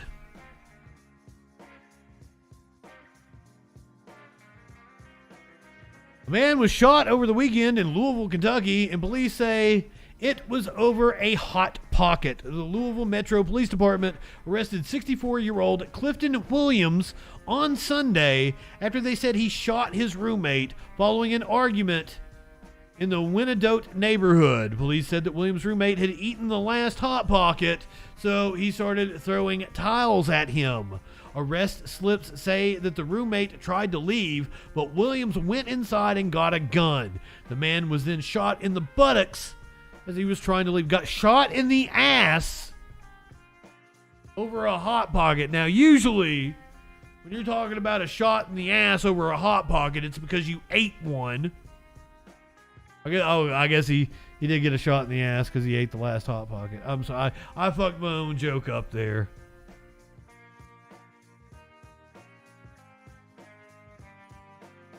I even sang in the Discord. Shot in the ass. Hot Pocket's to blame.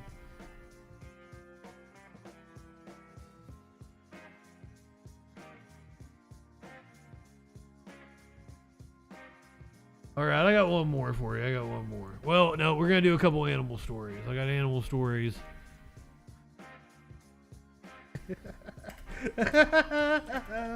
Oh, this one's too good.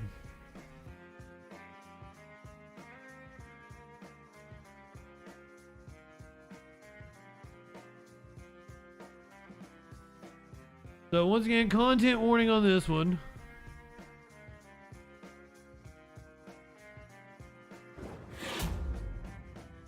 Some of you might find this sweatshirt to be offensive.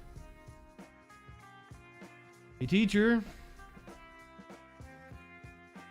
Did I not make it full screen? Come on. Teacher is now out of a job after she wore a sweatshirt in her classroom. I can't wait for you guys to find out what it said. A teacher wearing a hooded sweatshirt is causing some controversy in a mountain school district. The sweatshirt has words on it some are saying aren't appropriate in our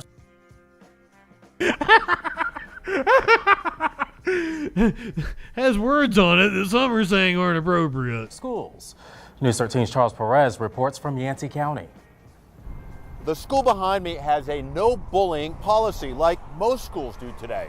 But what does it mean if it's the teacher that's being accused of bullying? A teacher in the classroom at Mountain Heritage High School in Yancey County putting on a hooded sweatshirt with a message that's getting a big reaction. Seeing something like that from a teacher. Nobody's going to say it in the story, are they? Nobody's going to say it in the story. I'm going to have to say it. The sweatshirt, for those of you who might be listening to the podcast, states, "I hate fat hoes." The sweatshirt says, "I hate fat hoes." All I got to say is apparently because of the uproar, hoes mad. Action. Seeing something like that from a teacher that was in front of students was really just disheartening for me. Hoes mad. Facebook post acknowledging her choice to put on the sweatshirt. Did I state to my pupils and my neighboring coworker that this would, quote, bite me later?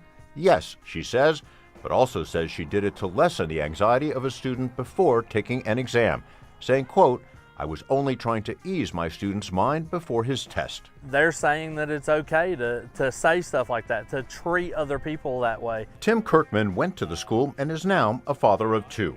Being from that school. It's kind of cruel, but not a crisis indeed. I was like, is Tim admitting that he's a fat hoe and he was offended by the message on the shirt? Knowing that teacher and other teachers that were there and teachers that I know would have never done something like that for any reason. The Yancey County School Board it's probably bad judgment, yes. Has a, quote, teacher apparel issue, while reaction on Facebook from parents, students, and community members suggests it's about something else. The school board responded saying, quote, it is the policy of the Yancey County Board of Education and the expectation of Yancey County Schools Administration that employees maintain a professional appearance, demeanor, and relationship with students, parents, and other staff members at all times. Yancey County Schools I think that's unreasonable. Very seriously and addresses them appropriately as required, pursuant to applicable law and policy. Some in the school community have come to the teacher's defense, but according to Kirkman, the message on the hoodie was one that would have hit home with him. To think of other people as being, fat or whatever it is, and that's wrong or funny or something to laugh at. Now he's hoping it's not that day will hit home for both students and teacher. It's just, but I'm assuming like the teacher is kind of rotund and it's just a funny like it shows bad judgment. Yes, she probably shouldn't be a teacher. If she knew it would come back to bite her and she did it anyway, like clearly there's an issue with judgment there. But like I'm not too up in arms about her wearing a shirt that says I hate fat hoes. Something that we all need to. I just want to go on the record and say I love fat hoes. I am pretty sexually promiscuous myself, and I prefer ladies that's got more meat on the bone, just to be honest with you. To be a little more conscious about and be able to express you live in sexual anarchy. Maybe the right thing to do. As for I hate skinny hoes. This teacher may still face, well, so far there's no word, but I don't hate any hoes. I love all hoes. Don't be mad, hoes. Horrible. I'm a horrible person. Oh no, shit, I gotta go back and find it. We got to do that story. Shit. Going through and closing out tabs here.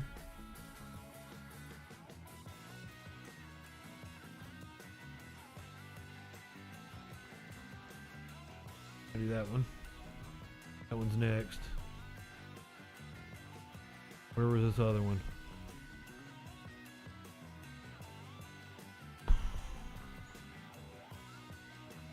Oh no! Lost it. Why did I lose it? That's super cute. We're not gonna watch that one tonight. That one's cute too. We're not gonna watch that one tonight. Okay, hold on. Let me hit you with this one. This happened in Melbourne, Australia. This was during a soccer match, or football as they call it. They had an extra player out on the field. I don't think anybody got too mad about it because he was the goodest player. He's the goodest player out on the field. Yes, he is. Oh, that's awesome. Had to go get another ball. This happened in Chile. I'm sorry. I said it's the news organization is out of Melbourne. This actually happened in Chile. They had to remove the puppy from the field. Oh, do we have to?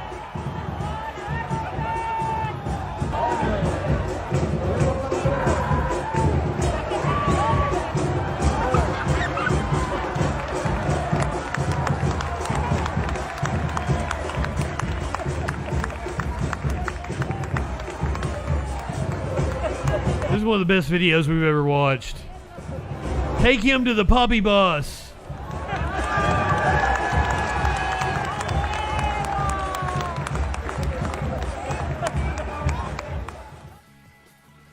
One more time. Infaltable el cachupin en la cancha del Turi.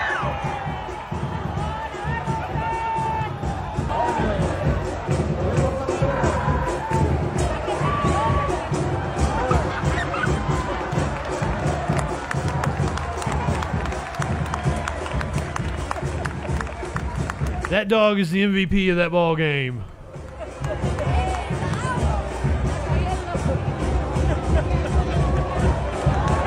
You gotta hand the puppy off. I don't think there's enough clapping for that puppy. That puppy was the best thing that happened to that ball game. I think it's a person.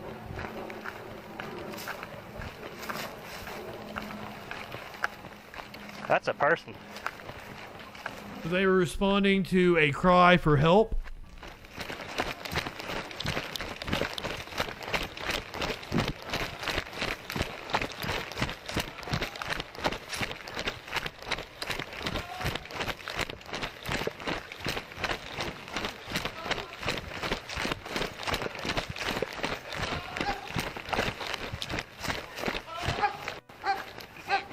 There's a goat? There's a goat!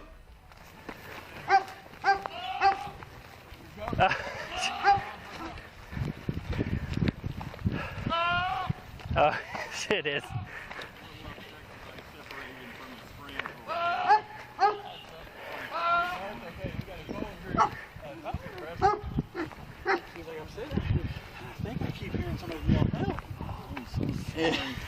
Wait, what was he doing to that goat? I don't know if it's an animal or a person, but sure enough, we were walking over here. I'm like, that's a person. Yeah, from a long distance, sounds like help. All right, well, I'll put him. What was that man doing to that goat? Why'd they have to bleep him out? What? I think it's a person. I thought this was going to be a fun story, but now I'm a little worried. Police officers in Oklahoma who rushed to the scene of a person crying for help were left in fits of laughter. I'm not laughing after they discovered that the individual crying for help was actually a very upset goat who had been separated from its friend. Officer David Sneed and Neil Story from... And as if you heard somebody crying for help like you would go running towards them anyway, coppers. I know you're bullshit. I know this was a setup. Body cam footage released by the Enid Police Department on social media showed the officers running towards the cry for help, only to realize they had made a bad mistake. Oh my God.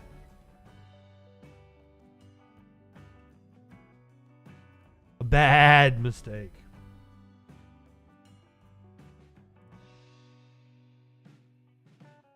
Usually not a fan of news puns, but that was pretty funny actually.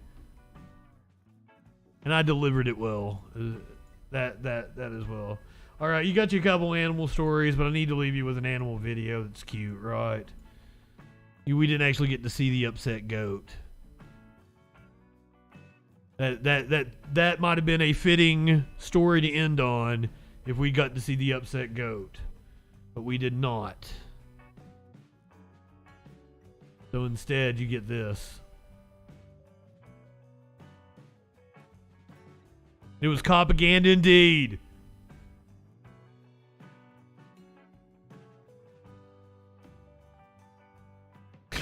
I've never seen a cat like corn that much.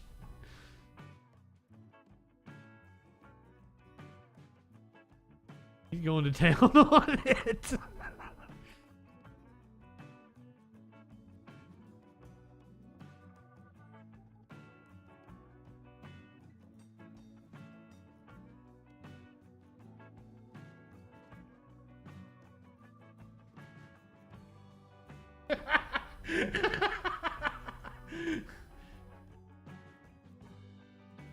I love that baby.